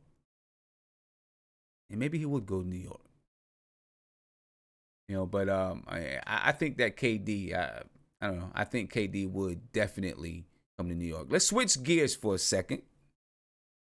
All right, we're going to switch gears and let's talk about this MVP race. I want to know what you guys think right now because James Harden is tearing up the NBA right now. I'm saying James Harden is just, he's killing right now. You know what I mean? And whether or not you believe what James Harden is doing is sustainable in the playoffs, he's killing in the regular season. You know what I'm saying? Is James Harden your MVP? That's what I want to know. Is James Harden your MVP? I mean, it seems like the running is between two guys, James Harden or Giannis. Right now, I think the scales are tilted towards James Harden. Okay, but I want to know what you guys think. I'm gonna open up the video chat, see what these guys think. I got a phone call though. I'm gonna jump on this phone call first. I know whoever's on the line is going to want to talk a little bit about, what we were just talking about. But I want to find out what you think about Harden. Caller, you on live. What's popping? Hey, how you doing? I'm good. What's going on with you, my man? Nothing much. So tell me. So I was looking into the free agency situation, and I had a couple ideas of I feel like Kevin Durant would not be a good fit next to someone like Kevin Knox, You said he wouldn't be a good. I think that he would be a good mentor for Kevin Knox, really. As far as teaching Kevin Knox how to play the game, because Kevin Knox, you would think, is going to be in that mold of KD when he gets older. You know what I mean? I would think that he would be a good fit. So let me ask you though, and we can get back to that. I want to know: do you think Harden is the MVP this season? Pretty much, yeah. I mean, he's doing a lot of, things that's not doing before, like scoring. So I think he scored 30-plus points in every single team this season. Yeah, that's on everybody. This season. That's crazy. It is. I mean, Harden is he's definitely killing. He's definitely killing the league. You know what I mean? It's sustainable though. Yeah. In the playoffs, is it sustainable in the playoffs? What do you think? I don't think he will do any different in playoffs, just because the past couple of years he does the same thing mostly. He's a great scorer and he does all these things in the regular season, but when the playoff comes, the teams actually does focus on him, he kind of doesn't really show up. Yeah. Yeah. El Honcho says Harden has to win it. He said he wants Giannis to win it, but Harden has to win it. Yeah, it's a tough one. I feel like Giannis having a breakout season and he's only going to get better. But Harden is just doing too much. Yeah, I mean, he's definitely, Giannis is definitely having a huge season for the Milwaukee Bucks. And he has the Bucks, with the best record in the league right now. And he's doing everything that he's doing without a jump shot. Without a consistent jump shot. That's crazy, but listen, if he doesn't get it this year, which I think that James Harden is going to get it this year, but before long, you can bet your bottom dollar that Giannis is going to win an MVP. There's no doubt about it in my mind. He's going to win an MVP. I wouldn't be surprised if he wins it multiple years back to back. It's only so long, in my opinion, that he's probably going to be regarded as the, top player in the NBA, the best player in the NBA. Some people probably already regard him as the best player in the NBA. I think James Harden will win it just because he's doing a hysterical thing, just like Russell Westbrook back then when he was going for that triple-double. He won it just because of that. So I feel like James Harden have a chance of winning it back-to-back. But then next year it will definitely be like someone like Giannis.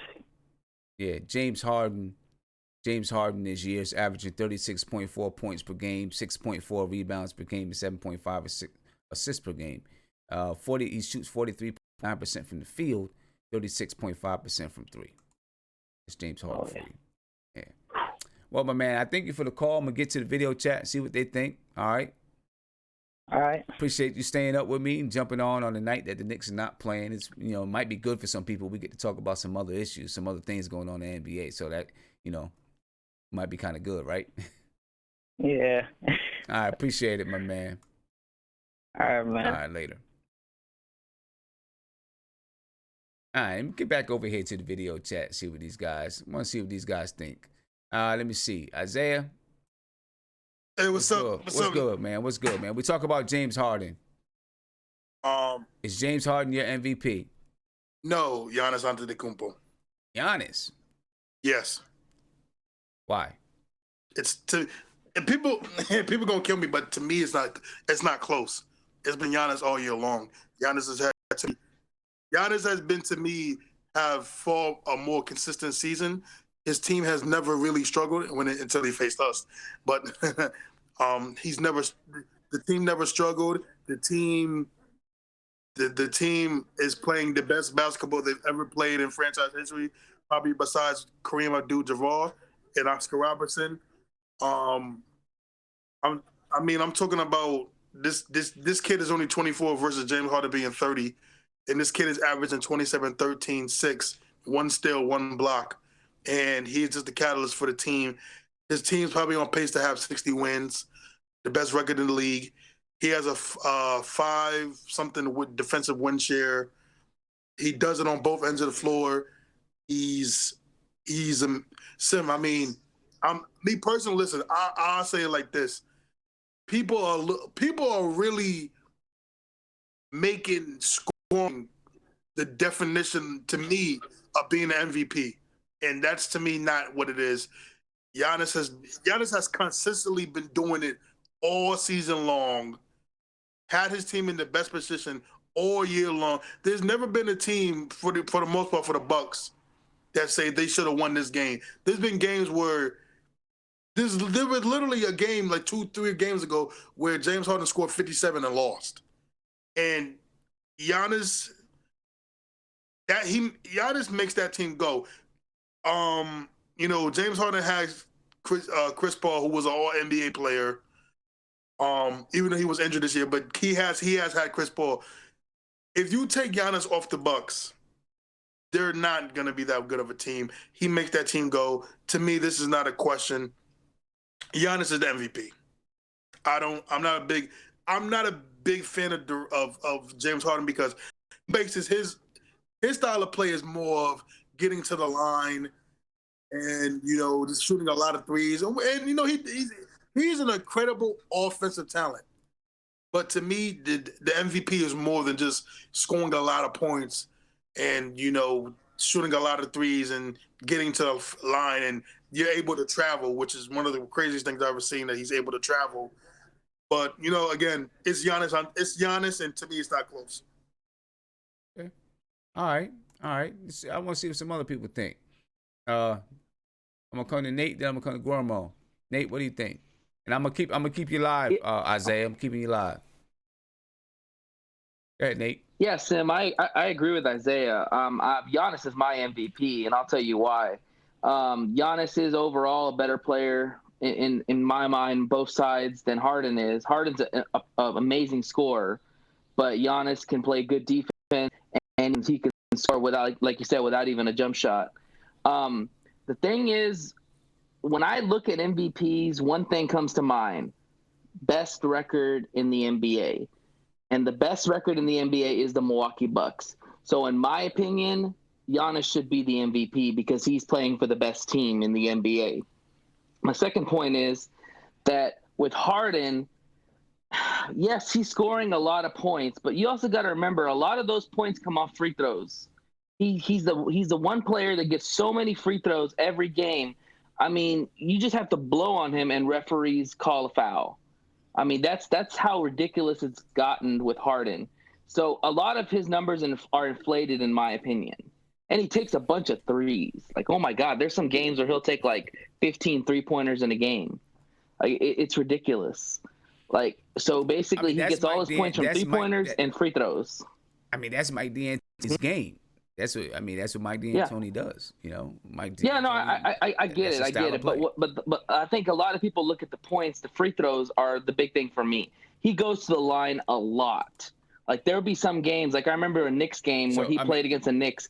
He took more free throws than the whole Knicks team did.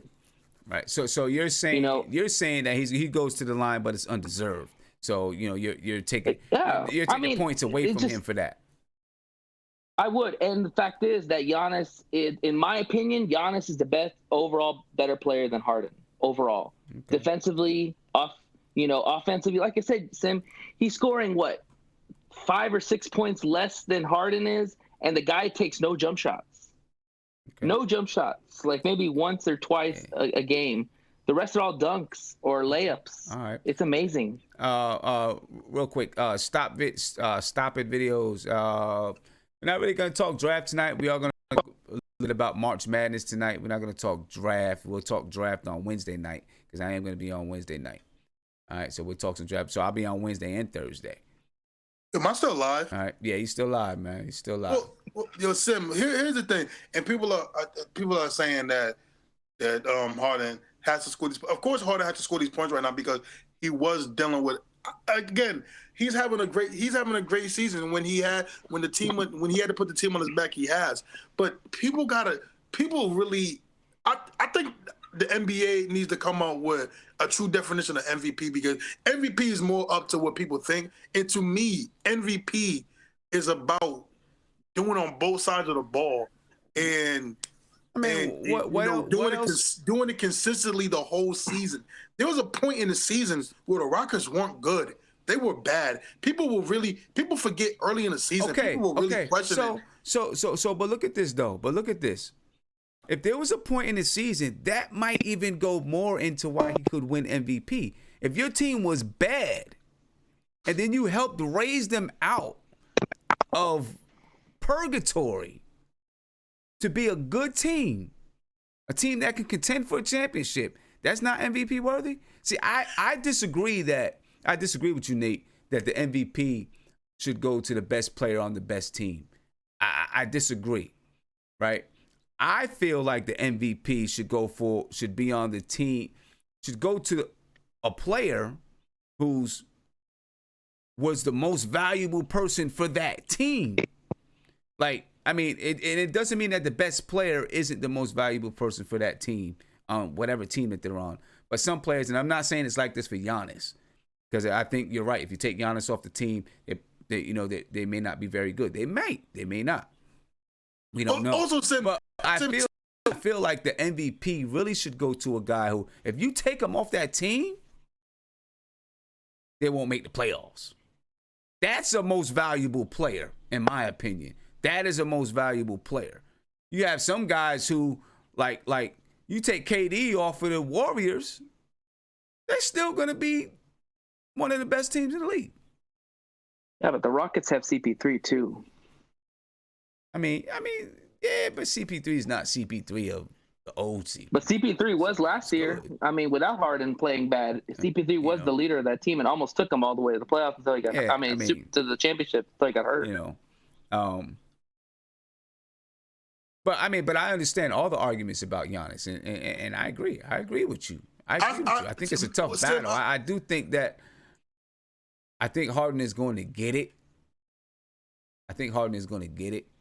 I don't know what criteria though. I don't know what criteria you want. It's going to be subjective, almost no matter what.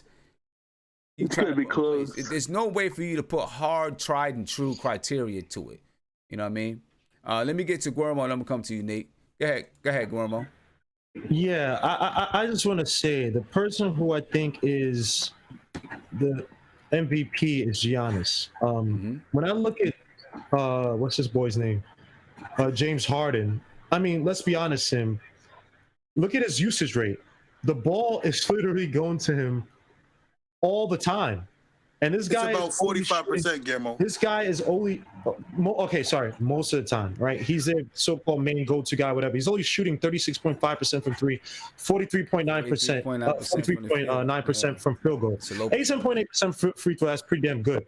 But when you look at a guy like James Harden, the ball's literally just coming to him and just stopping with him, right? Yes, he's the most important on offense because essentially offense mainly runs through him. Giannis does it on both ends, and he cannot shoot a three. Now, Giannis brings a toughness that I didn't see with the Bucks before them or whenever Giannis, you know what I mean? They do have a system defensively that's pretty stout, but Giannis is key to that. Giannis is a difference maker on both ends, and he cannot shoot the three. So to me, yes, if you took both of them, right, if you took both these guys out of the system, right, they would both suck. They would not be in the playoffs. But if you took Giannis out of the system, I think that's a team that might look similar to the Knicks. I mean, they have talent. Chris Middleton, Bledsoe, they do have talent on that team. But with James Harden, not to say that James Harden is good, but they have a running gun system. And if you put an adequate enough three-point shooter, you can still get those, not the same amount of points, but you get maybe 70% of those points on offense and still have a similar or even better defensive rating on the Rockets. On the Bucks, the defensive and offensive is going to without Giannis. Giannis is just too much of a difference maker, and you have to double team him. You have to basically game plan, I think, a lot more for Giannis on both ends of the floor. And stop this narration that they win more games without Giannis. Stop this crap when people say that. That's total crap. Oh, they win more when they win even when Giannis plays. Stop it. Everybody knows if Giannis wasn't on that team, they wouldn't be good for the longer. So stop this crap where people keep saying, "Oh, they win." That's like saying Kawhi. That's like when people say the Raptors win more when Kawhi doesn't play. It's true, but are they better without Kawhi? That's a crap take when people say that. Harden's averaging 36.4%, and his efficiency numbers they're basically average. So he's a glorified volume shooter. Like literally, if you just allowed your volume shooter to take a whole bunch of shots and you defended for him, and you accounted for him, and gave him the ball half the time, you basically have a glorified volume shooter. Now, if you talk about MVP, obviously you've had different ones, but if you talk about MVP like Steph Curry, his numbers were transcendent. His efficiency numbers were transcendent. His proficiency numbers were transcendent. And that was a team that did not operate necessarily just through him. Remember, he played that team plays a lot of off ball, but Curry was so transcendent of a talent and of a person on that team. And that was a 7-3 game. That was before Kevin Durant. So you look at Harden, people look at it because, yes, he's averaging 36 points, but ESPN and Fox Sports, they're not going to show you all the times he misses. They're not going to show you all the bad possessions he has because his efficiency numbers are not great. They're average. So 36.4% and you're only averaging 43.9% of field goal shooting. Okay, if you want to call it MVP, that's fine. But Giannis he's a terror on both sides of the floor, man. And he speaks more to that culture, man. Like you said, CP3, like Nate said, I don't agree with what Nate says. CP3 in spurts has shown that he still has it. And I'm not saying you can cover for Harden, but Harden, again, you replace him. You put Lou Williams on that team. Put Lou Williams and CP3, and you have 70% of his numbers with better efficiency. Yeah. All right. Now, and I don't want people to discount Chris Middleton. I'm looking in the chat. People talk about Chris Middleton a little bit.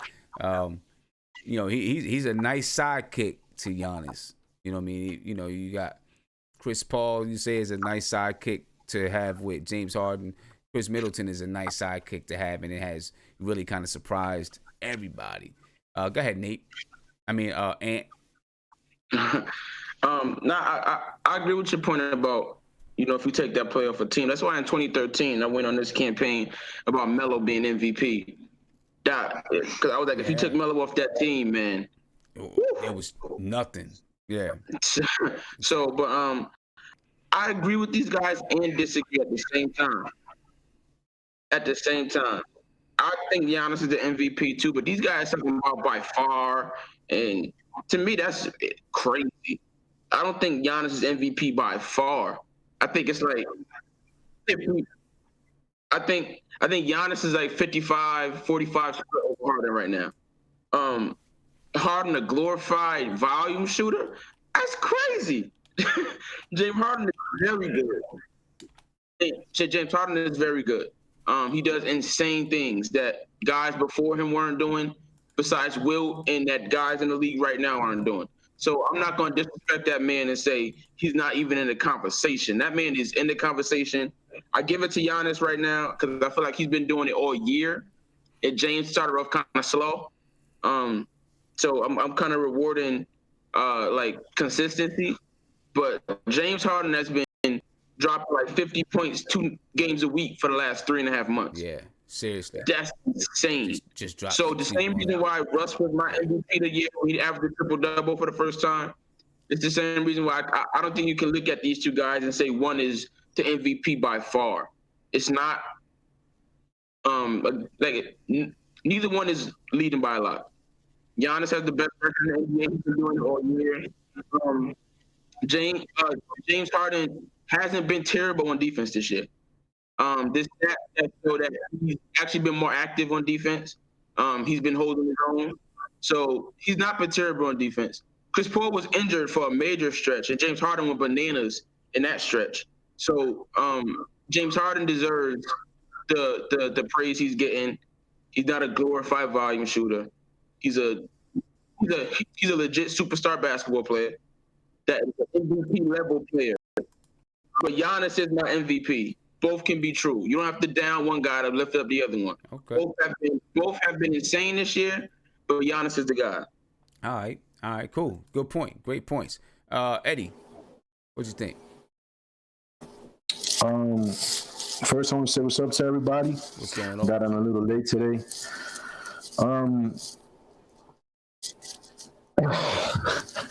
Yo, shut up, bro.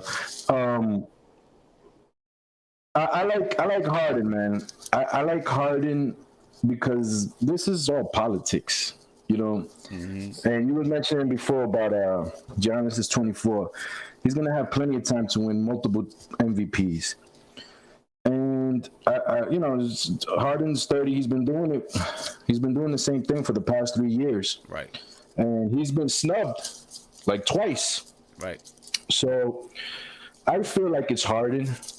But like I said, it's politics. You know, they'll just go. He's a little bit more of a popular player, and yeah, that's what I like. Yeah, and that's why I think he's going to get it because he's sometimes these awards they're voted on by the reporters and whoever, right? MVP and stuff.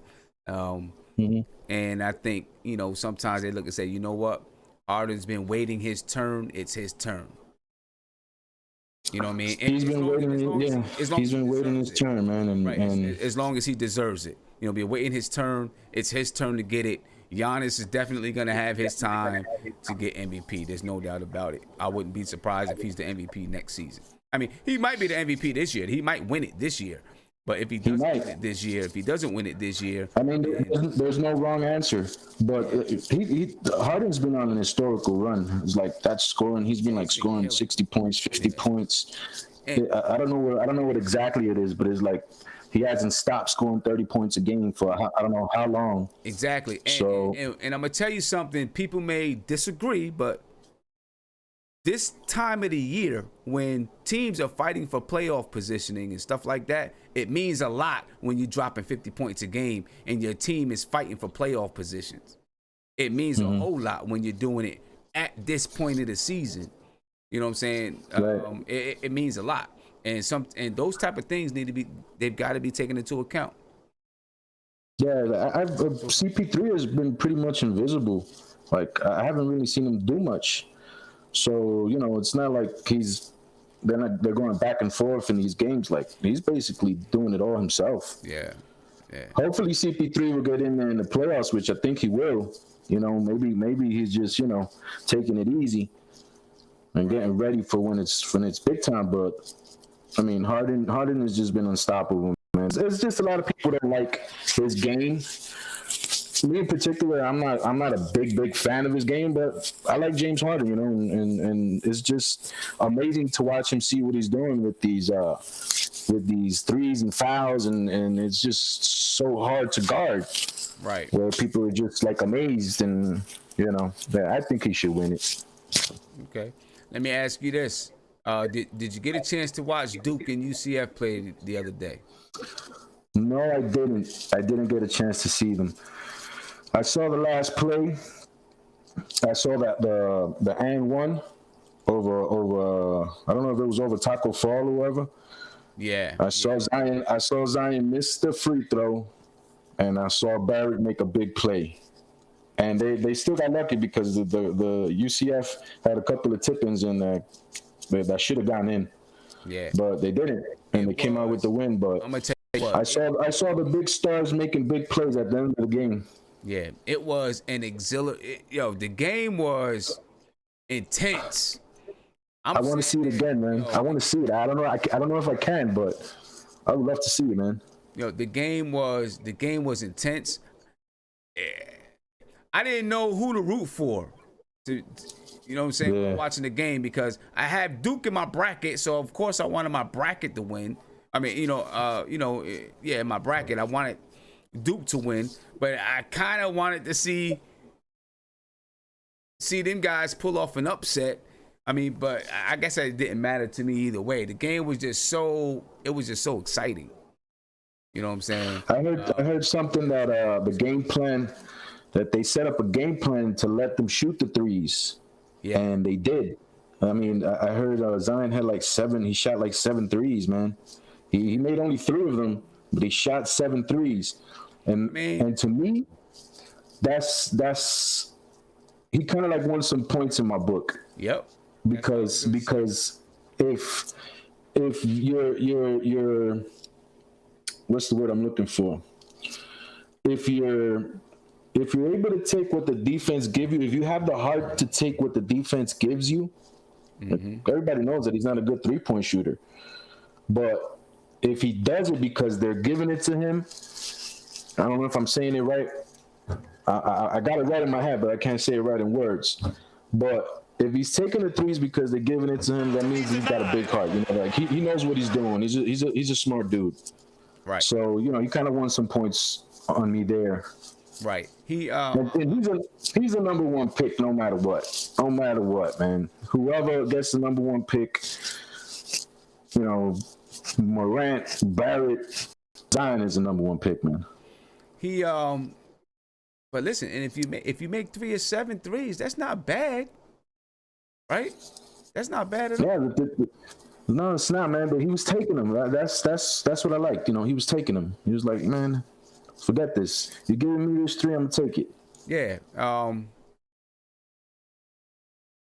Yeah. The game was crazy. They easily could have lost that joint. You know what I'm saying? But it was definitely a crazy game. So my question to you is, looking at the game, right? Is Duke still the favorite to win it? I'm gonna get around and see what people think. Is Duke still the favorite to win it all? What do you think?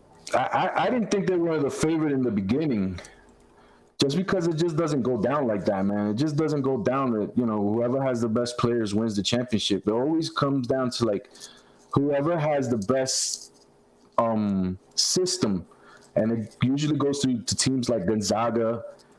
It usually goes to teams like Michigan State. Yeah. That just have that system. I like Virginia to win it. I like Virginia to win it, and they don't have any star players. I don't see any top 10 players on their team. Okay, but that's just the way it goes down to me. Okay, I mean, I think most people had Duke as the the almost the consensus team that was gonna win it. I'm saying most people, obviously not everybody. But does they've listen, their first two games of the tournament, they struggled a little bit in the first game, and then they finally turned it on in the second half. The other night, obviously they struggled. They almost, they came within inches. They almost lost it of losing the game, right? Came within inches of losing the game. Is this what I want to say? Is this what a championship team has to go through? Or is it, they're showing some vulnerabilities and could easily get knocked, Well, that's the difference between college and the NBA. In the NBA, the better team always wins out because you have 7 games or 5 games. And the NCAA is just like football, man. You have one bad game and that's it. You're done. Right. God forbid something happens to one of the kids. They get a turned ankle, foul trouble. That's it. You got one shot and you're done. So that's the major difference between NBA and college. Yeah, so what do you think? You think are they, talking about Duke? Are they vulnerable right now? Or is this, your team that's... Who do they play next? FSU? Who do they play next? I think they play Virginia next. Virginia Tech, okay. Because I saw a dude from FSU that was like 7'4", which I think they have problem with. No, they had big centers. They had problems with Taco. Right. Somebody that could keep them out of the paint, they're gonna have trouble with. Yeah, they had problems with Taco. Yeah, sure. Anybody will have trouble with that. So, but they can't shoot. Right. That's the reason why they're having so much of trouble. They can't shoot. Even the point guard Trey Jones. He started the year on fire, man. He can't make a 3 to save his life now. And that's just their major problem, man. They can't shoot. That's the truth. That is the truth. They can't shoot. I want to get around, see what guys think about this. Mark, what do you think? I'm gonna come to you, Mark. I'm gonna leave you live, Eddie. Tell me what you think, Mark. In regards to Duke, I'm pretty sure you've seen the game, right? Yo, let me tell you something about that game. Mm-hmm. Duke should have lost that, man. It's like, 12 points. It was like one of those games where the bet gods and the basketball gods wanted to see Duke more. It's like they wanted to see Zion. I swear. Because if the guy didn't miss the alley-oop dunk, or if they didn't get the rebound, and plus on top of that, it should have been a charge on Zion when he spinned off on the guy. That should have been a charge because they called it a play before he did it again. They never called it again. Duke should have lost that, man. For real. I was mad. Duke should have lost that. Because those other boys played hard. They had a scheme for them. That was a great game. Just because they play hard don't mean that they gotta lose. I get what you're saying, though. I feel you. So much happened. So much happened for Duke to win. Like they lost off the skin of the bone, bro. Because if they'd have grabbed the rebound, it would have been over. I know.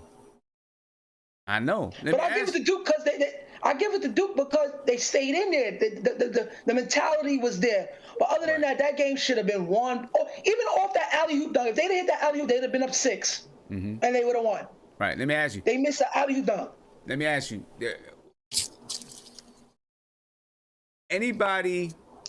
Was there anybody who just made you say, all right, they're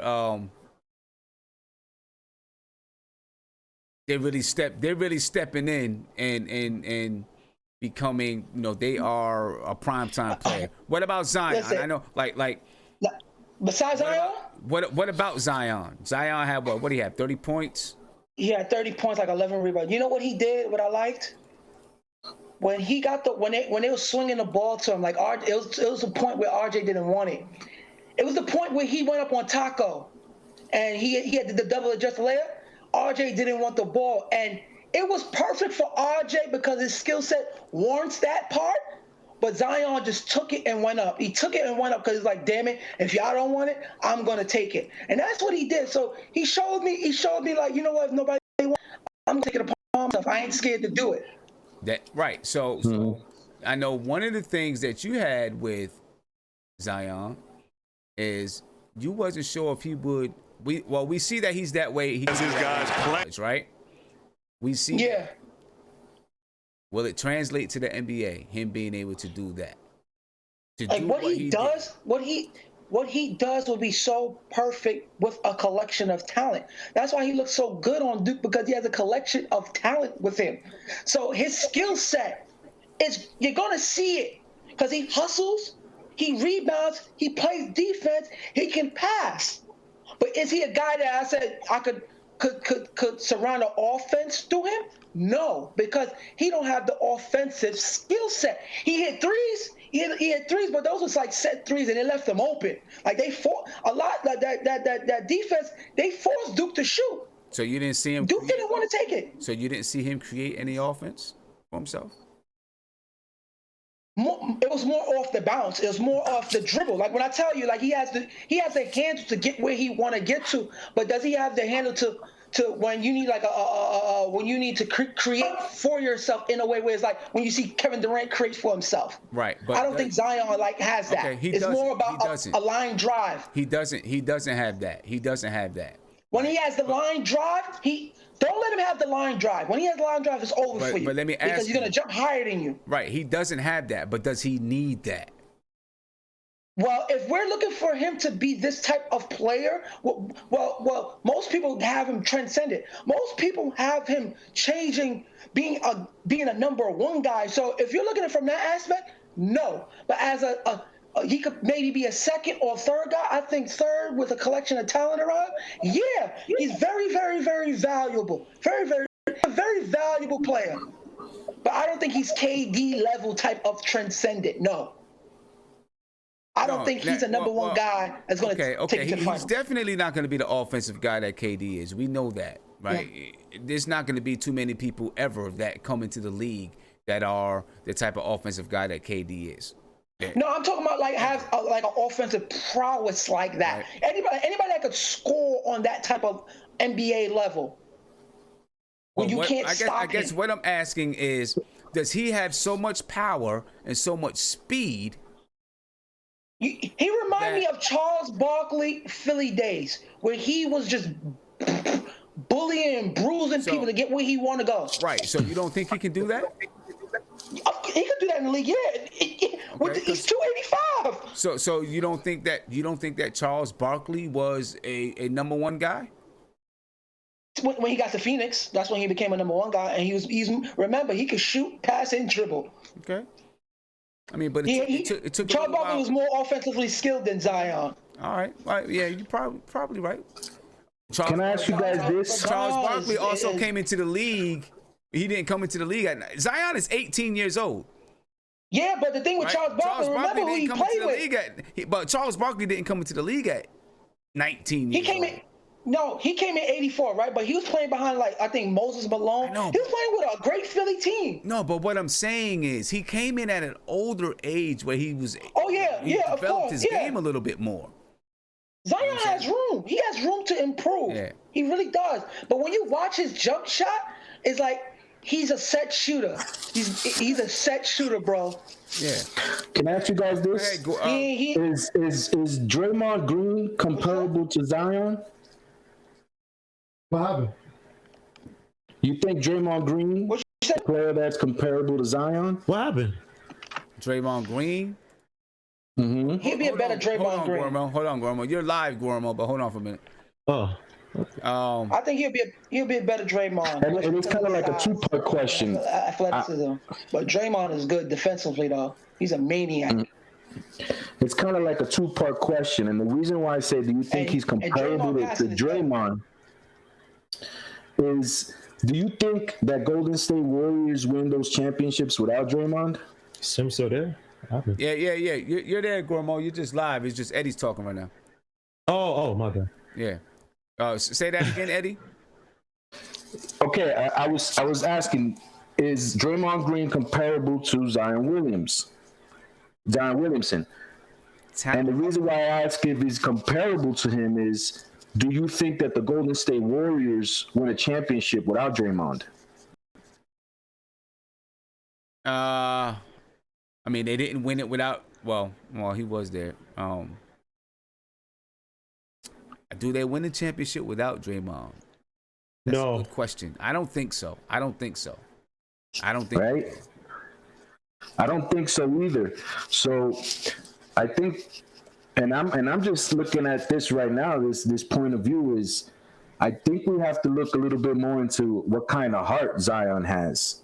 He has heart. To make that play that he, I mean, forget about missing the free throw, but to make that play at the end of the game and to have the opportunity to tie the game, you know, it just shows you the level of heart that he has, which those are the intangibles that you need to win games, win championships, win playoff games.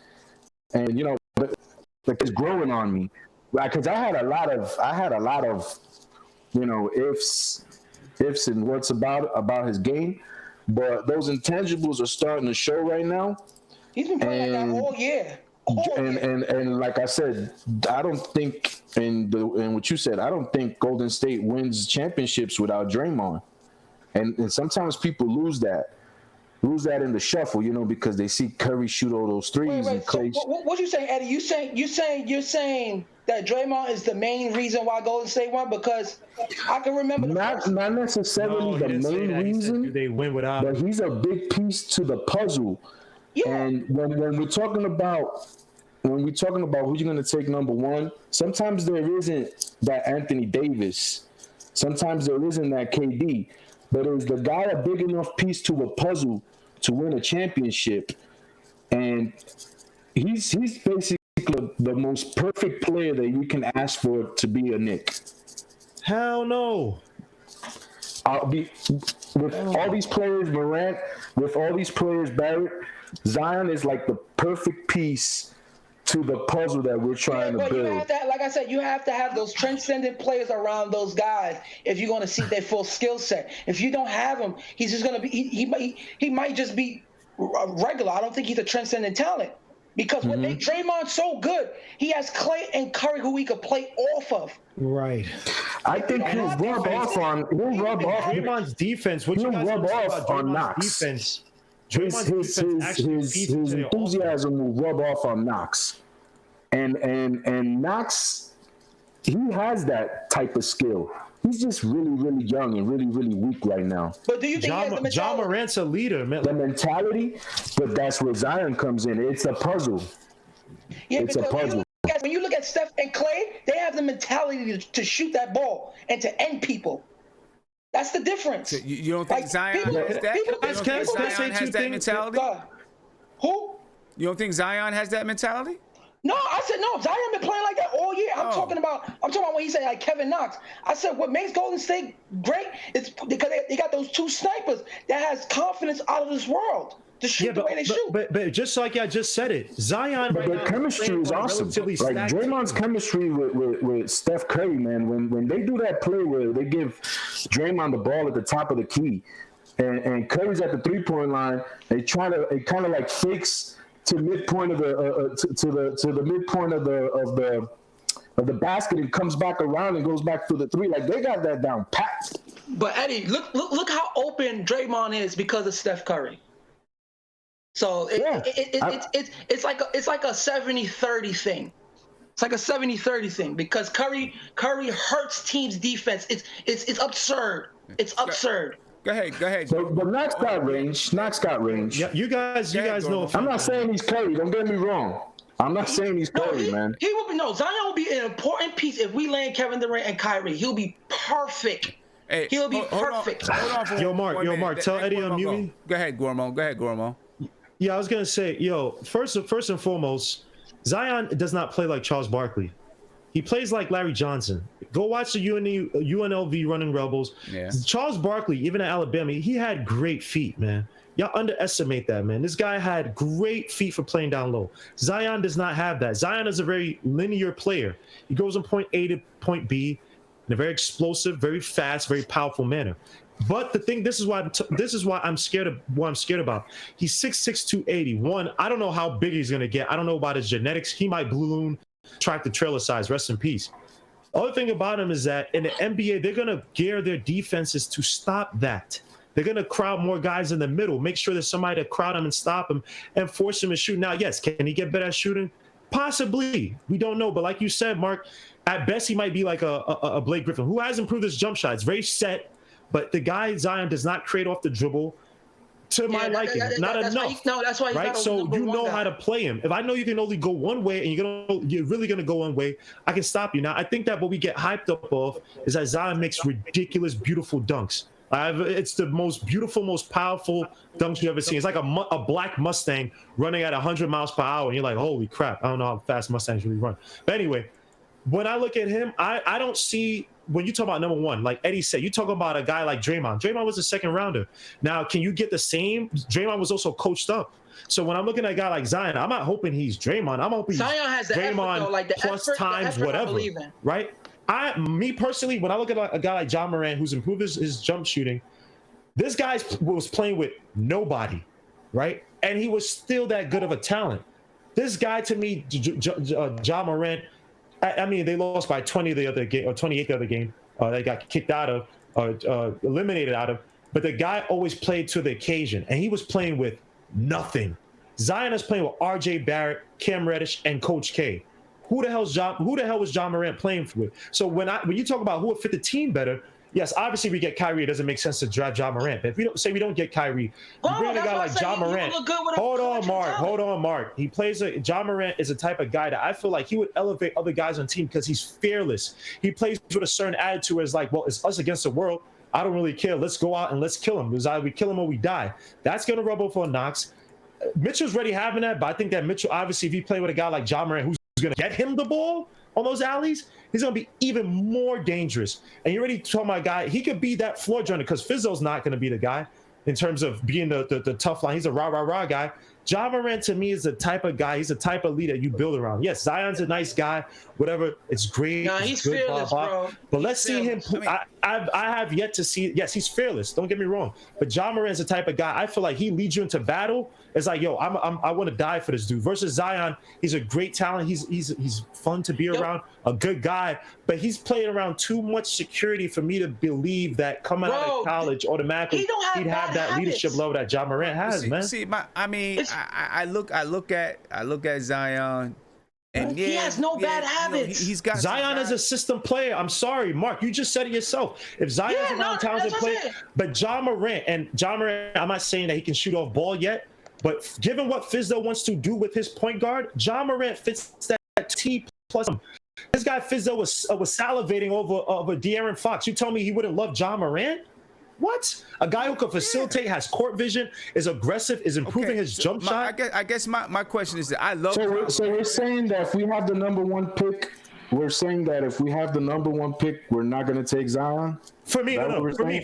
If we have the number one pick, you know what I do? Since I know the number two guy wants John Morant, I trade my number one pick to him and get draft capital and or players. Okay. I already want John Morant. He don't want John Morant. You can go that route. I really do. You still got to take Zion, bro. I really do. His tangibles is nuts. I really do like John Morant. I mean, I really do love the kid. I think he's the kind of point guard that, maybe if he came to the Knicks, he could be on the team for 15 years and lead the team for 15 years. I feel like, I'm going to be honest with you, though, I feel like which player is going to come in and immediately change your team? Impact, man. I think it's going to be Zion. That's going to immediately come in and change your team. I think, obviously, John Morant's a point guard. It's going to take some years. He's very small. He's skinny. It's going to take him some time to get enough weight before he, so that he's not getting I mean, he's gonna come in and be able to play. I'm not saying he can't come in and play, but to be like the you know, to get to that point where he's really that straight up top tier point guard, and the NBA is gonna have to get a little bit stronger, I think. I mean, but I think he's gonna come in the NBA. He'll probably be an all-star point guard in a few years. Let me say something. You know, one thing about Morant, he don't play defense, bro. He really don't. No, that's not necessarily true. No, bro. Morant does not necessarily. The issue with Morant is that he relies on his athleticism too much. He leaves his feet a lot. He doesn't set himself when he plays, so he doesn't use his hips. No, but that is a bad habit, bro. Yeah, but it's not that he doesn't play defense. His defense, he plays it. He tries to play his defense or athleticism, right? So if a guy beats him to his left, he'll try to catch up with him versus trying to set off the play off the baseline. But that's bad defense, that's difference. That's the difference between him and like Harden, who, you know, back in the day would just literally be a turnstile and let guys just go and put out a hand and act like he's want to play defense. Big difference, man. I don't know. Ant, go ahead, Ant.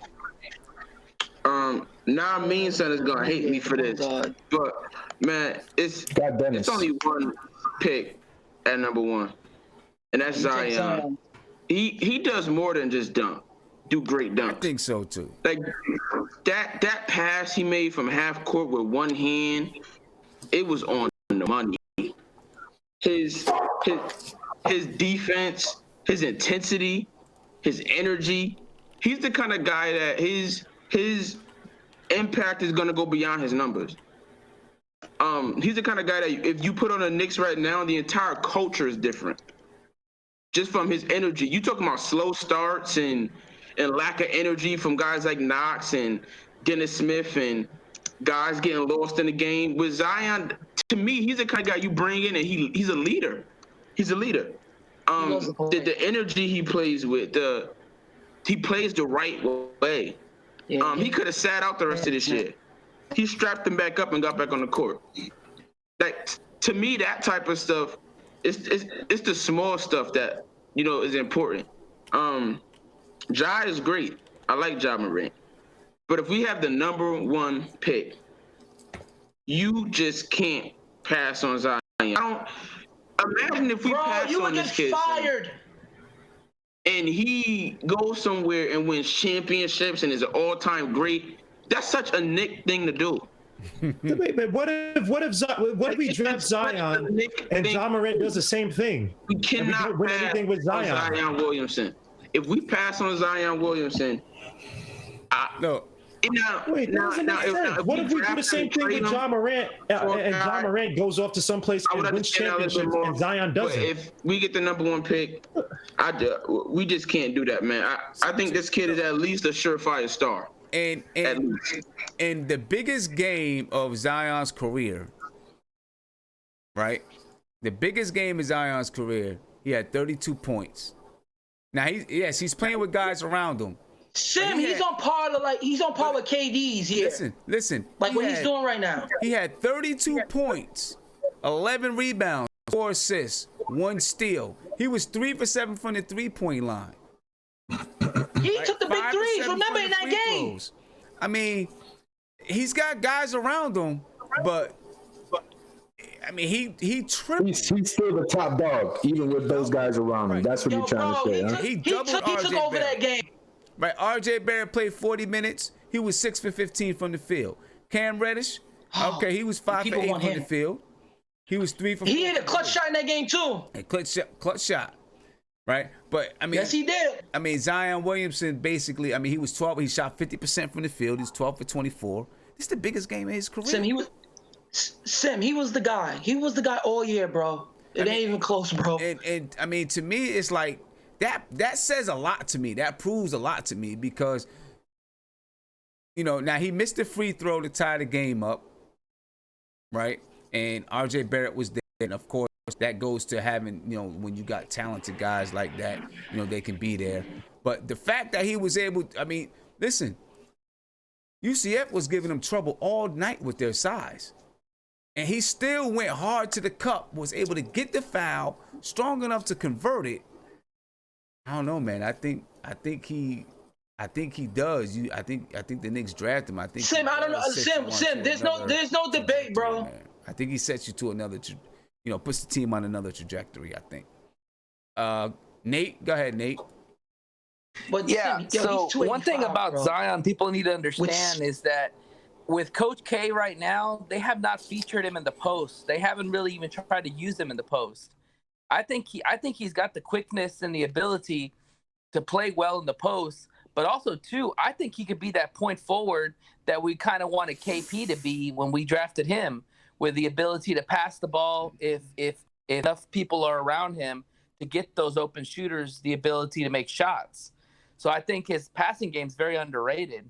Yeah, but Shooter, the one thing I'll say, look, Dodge Shooter said, Dodge Shooter 911 says Zion is more skilled than he gets credit for, in my opinion. People just see the dunks.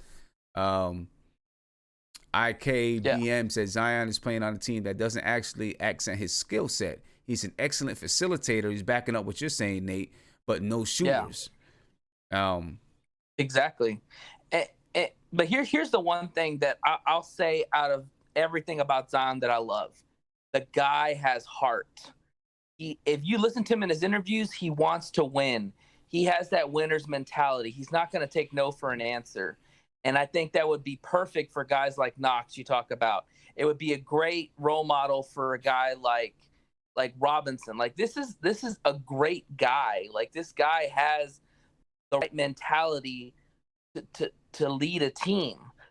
And the thing about it is that he's only 18 years old. Like this guy is going to get so much better. So, if you don't believe in this guy, then, I mean, it's a big risk, because they got to get this pick right. Let's just be honest. Yeah, this is probably the biggest pick for the Knicks in a really long time. They have to get this right. So if they feel that Ja Morant is the guy over Zion, then fine. But I mean, I think a lot of people feel that Zion is the guy because just the fact is he does so much that nobody really talks about. I mean, the guy showed that he's got the mentality to take the game on himself. Go against a 7'6" guy. That's not easy to do. And even when he got blocked at times in the games, he still kept going at him, which told me he's not afraid. He's going to do whatever he can to get his team to win. And I'm telling you, man, that's something you can't coach. Yeah, I feel you there, Nate. Isaiah, before you go, Isaiah, I just want to tell you this. My man, Never Lose 311 said, thank you, whoever this dude with the crown has been speaking facts all night. Isaiah, sounds like Ant took his crown back.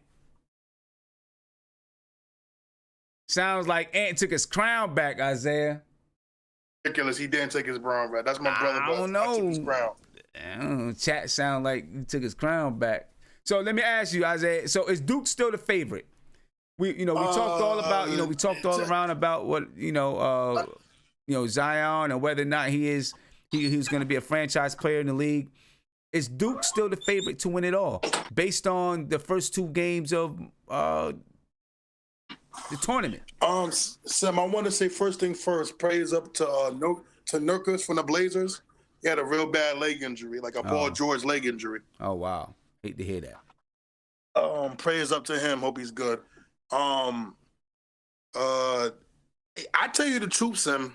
I think Duke is going to still win, and I think Duke is going to dominate the next game because that dude Taco, that dude's like 7'6", and they played a tough game, man. And like Eddie was saying, Eddie said it best, man. The tournament is the tournament is not based on the best team. It's based on the team that plays good that day. Right. So there's times when a 16, that's the beauty of March Madness. A 16 seed be the number 1 seed. It can happen if you don't bring your A game that day. I think what's going to happen with Duke is they're going to wake up and they're going to dominate a little bit more now. And I got faith, man. I think I like Duke to win it all. I really do. Okay. All right. So to you, they're still the favorite because D. Grant says that UNC is the favorite to him, And UNC, just listen, if they play this way against UNC, they're going home.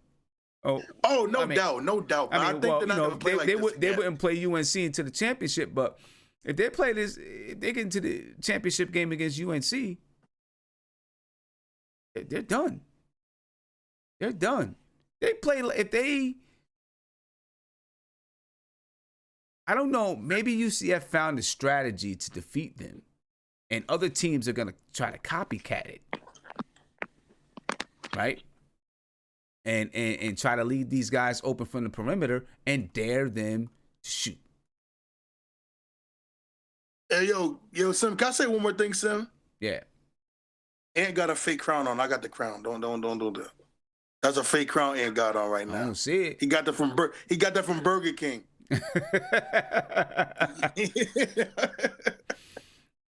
Let me see. I'm gonna come back to you, Nate. Mark, is Duke still the favorite to win it? I got North Carolina. I got North Carolina because Duke can be had. North Carolina is a better team. Okay. And teams like Duke don't win. The only last team like Duke to win was the Anthony Davis team.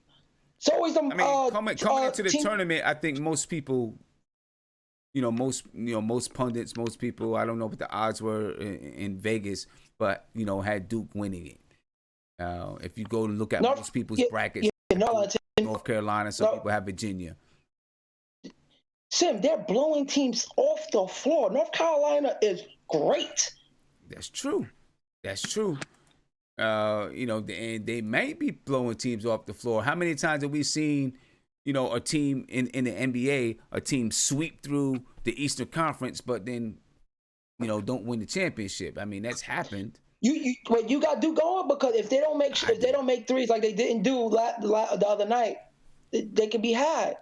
And listen, by a team that can score. But this is, in my opinion. Yeah. I feel like Zion is so much more talented than these guys. Yeah, he's an X factor. I ain't gonna hold you, bro. I feel like he is so much more talented that he may not have the offensive skill to handle the ball, moves and stuff like that, but so much power, speed, and jumping ability, it is just hard to stop that dude. It is. I had North Carolina the whole time because Duke just has too many holes for teams like North Carolina where they're more strict on defense, where they know where to be, they know how to play, they can score, they know what their players can do. They're just a better team. When you watch North Carolina, they're just a better team, and it's hard to go against that when you watch them. Duke is talented. They're the most talented team. Yeah. But thing is, college work. That's how college work. When you're the complete team, when you just have a better team than the most talented team, the better team always wins. Always. Yeah. And UNC beat Duke twice. But then they lost 2. Who Duke go against now? Next. And then Virginia Tech. Yeah, Virginia Tech. UNC beat Duke twice. They gotta worry about them too. And then Duke beat UNC in the ACC tournament. So they gotta worry about Virginia too, because Virginia can play defense. They big. Yeah. And when you see Duke has a problem with bigs, yo. They do. They have a problem. They don't got bigs. Where was RJ in that game, bro? RJ was non-existent, bro. They definitely have a problem dealing with size. Definitely. Bro, they had Taco on the point guard. Yeah. They had Taco and because Taco he wasn't shooting. They had him because Trey Jones wasn't shooting. That's why I don't know how many times I yelled at my screen. He was 1 for 8 that night. Shoot the ball. I mean, he would have a mid-range, and he wouldn't shoot it. He would not shoot the ball. His confidence is ripped because they was leaving him wide open. Yeah, they was leaving him wide open. They knew he couldn't hit. Go ahead, Nate. Sammy hit the nail right on the head, man. Duke's biggest problem is that they have 3 players that they rely on, and everybody else is kind of just there. They don't got a bench unless either. Duke gets more help from guys like Trey Jones or Bolden or Goldwire, whoever the hell else they have on their team. I mean, they're going to struggle because they have 3 players that they rely on. And the truth about Duke is, if anybody watched Duke all year, they're terrible at shooting, and they don't shoot 3 at all. They don't shoot free throws good at all. So if the game is close, it's going to be tough because you got a team that doesn't shoot free throws very well, that it could be a struggle because, these college games come down to free throws a lot of times. Yeah. But I will say this about the Duke North Carolina thing. First off, the 2 wins that North Carolina had against Duke, Zion was hurt in that first game in the first couple of minutes, and he didn't play in the last game. Right. The time he did play in the tournament, yeah, you're right. But I got a feeling that the NCAA people predicted this perfect, that they're wanting a Duke North Carolina championship because they put North Carolina on one end and they put Duke on the other end, just so they can beat championship. Well, of course. So. Of course. But they could be had by Virginia because Virginia is good, man. So Duke got to watch out. They could be knocked off. Yeah. So it ain't just like it ain't like North Carolina where they breezing through teams compared to Duke. Duke is struggling. Yeah. Well, it's gonna get stiffer for North Carolina too. So go ahead, Nate. Oh no. I was just saying. I keep saying, because Ant and Nate, you both got an A and an N and a T in your name. You know what I'm saying? Yo, yeah, it's a big difference. But I was first I want to say, a lot of people they don't watch too much college basketball until the tournament. But UCF, they were in the AAC. The conference UConn is in, so I watch a lot of basketball in the AAC, and UCF is a really good basketball team. Mm-hmm. I expected that game to be competitive. A lot of people didn't know too much about them, but they're a veteran team, a lot of seniors and fifth-year players. They know how to play the right way. They play hard. They play great defense. Right. Most of these teams that Duke is going to play, their defense is not going to be as good as UCF. UCF plays hard-nosed defense, and their coach Dawkins, he's a really good coach. So that game shouldn't have been a surprise. I knew it would be a tough game. But I think Duke is still the favorite. But in the NCAA tournament, that don't mean much, man. Yeah, that's true. It's definitely true. It really doesn't. Me personally, I want to see a Duke UNC championship game. But I want to see that. But one team I'll tell you to watch out for. Watch out for Houston. Houston is a veteran team. They shoot the lights out, and they got athletic bigs. They're kind of flying under the radar right now, but I think they lost like 3 or 4 games this year. Houston is Florida look good too, and Houston can get there. Oregon is clicking. Florida State is good. So UNC and Duke don't have this wrapped up, man. Okay.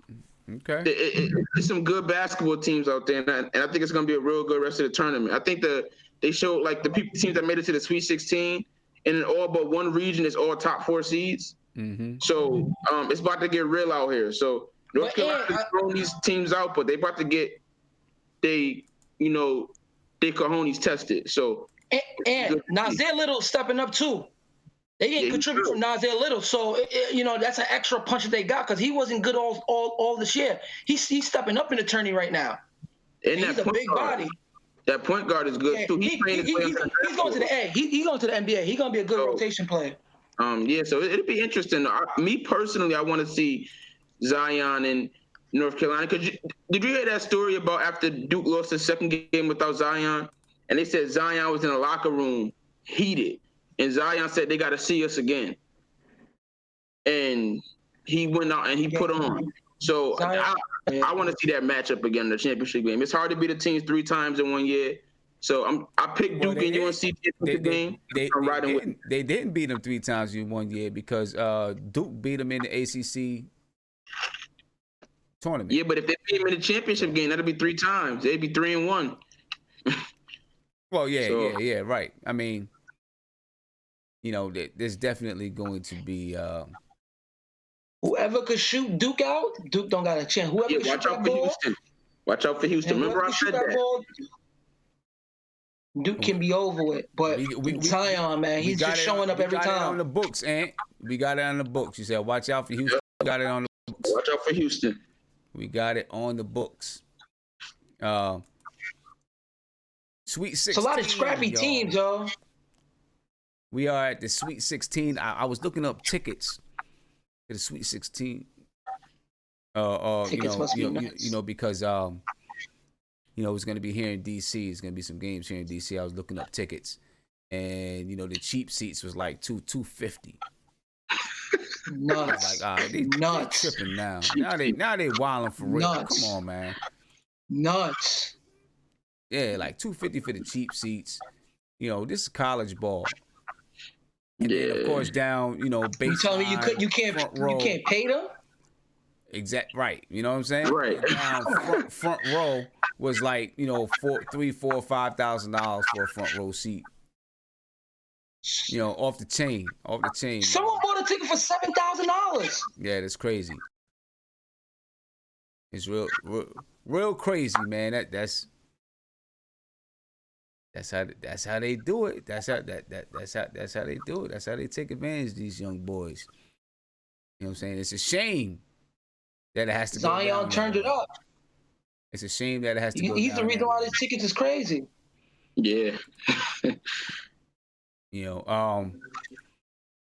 How y'all feel about the whole what was his name? I forgot the name of the coach that was on TV the other day talking about how his some of his players their parents ask can they sleep on the floor or whatever, the hotel room, because they can't get to the games.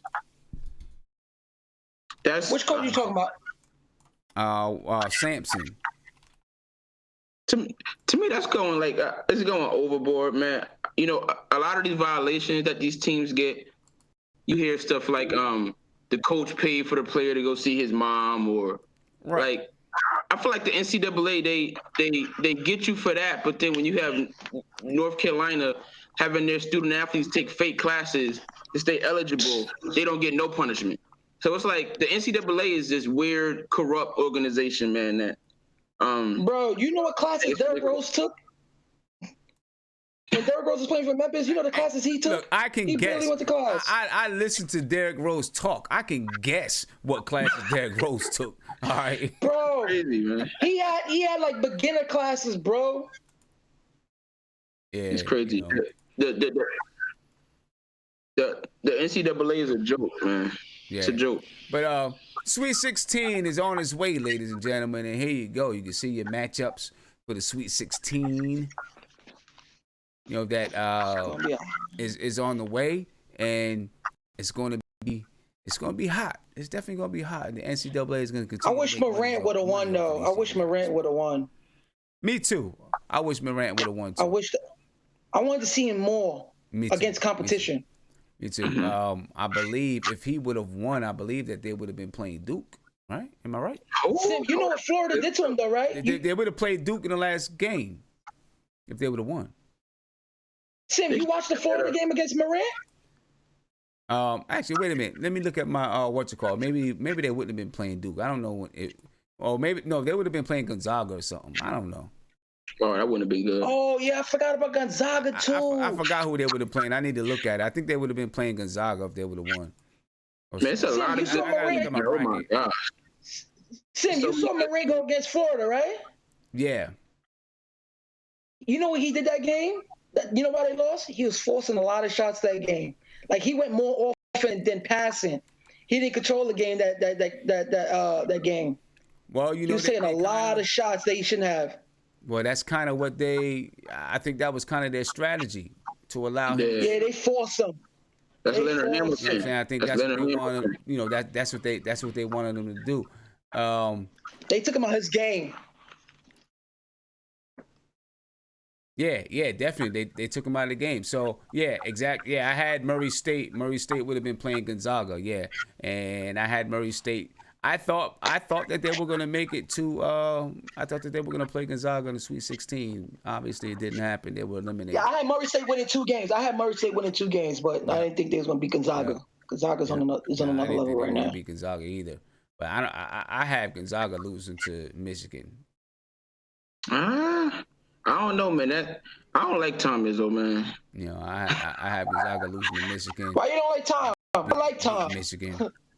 Because I feel like Jim Calhoun a way better coach, and they act like Tom Izzo was this great dude, man. I don't like Tom Izzo. Yo, one thing about Tom, he breed players to play hard and tough. That's why I respect him. He get his players to play hard wherever they go. Yeah. And right. They play the right way. But anyway, fellas. He's a good coach. I'm about to head out for the night, man. You know what I'm saying? All right, man. All right, Chizat. We've been on for 2 hours, 24 minutes. I appreciate you guys for staying on with me. Yes, sir. You know, OG. Triple OG. Appreciate you guys. I'll be back on. What's today? Today is. I don't even know what today is. It's actually Tuesday morning, but I will be back on Wednesday night. Okay, I'm gonna be back on Wednesday night, and then of course I'll be back on Thursday. All right, so I appreciate you guys for staying up with me, and staying on with me. And big shout out to Herbert. Here, there we go. Herbert is on again. He said, "Hey Sim, my bad. Mark, he wasn't trying to troll him on the Smokey comparison." He said, "Mark is one of my favorite dudes in the chat." So he wasn't trying to get on you like that, Mark. Tell Herbert. Smokey. Yeah, but hey Herbert, I think he's cool, Herbert. He's not worried about it. You know what I'm saying? Mark takes everything with a grain of salt, so it's all good, man. It's the internet, bro. Yeah, it's all good. But I appreciate you guys for staying up and being on with me, man. I am definitely going to be on Wednesday night. All right, and then I'll be on Thursday night after the Knicks game. So I will catch you guys. Yes, sir. Guys. I'll catch you guys Wednesday night. All right, and stay easy, enjoy March Madness as we start back up tomorrow night. Peace. I enjoy nothing till free agency.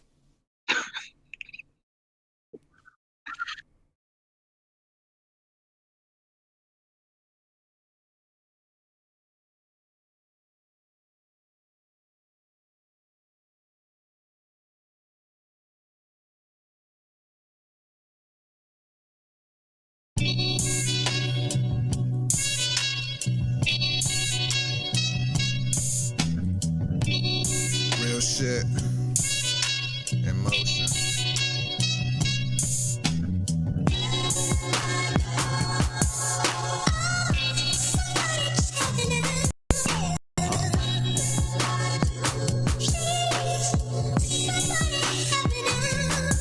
They watching.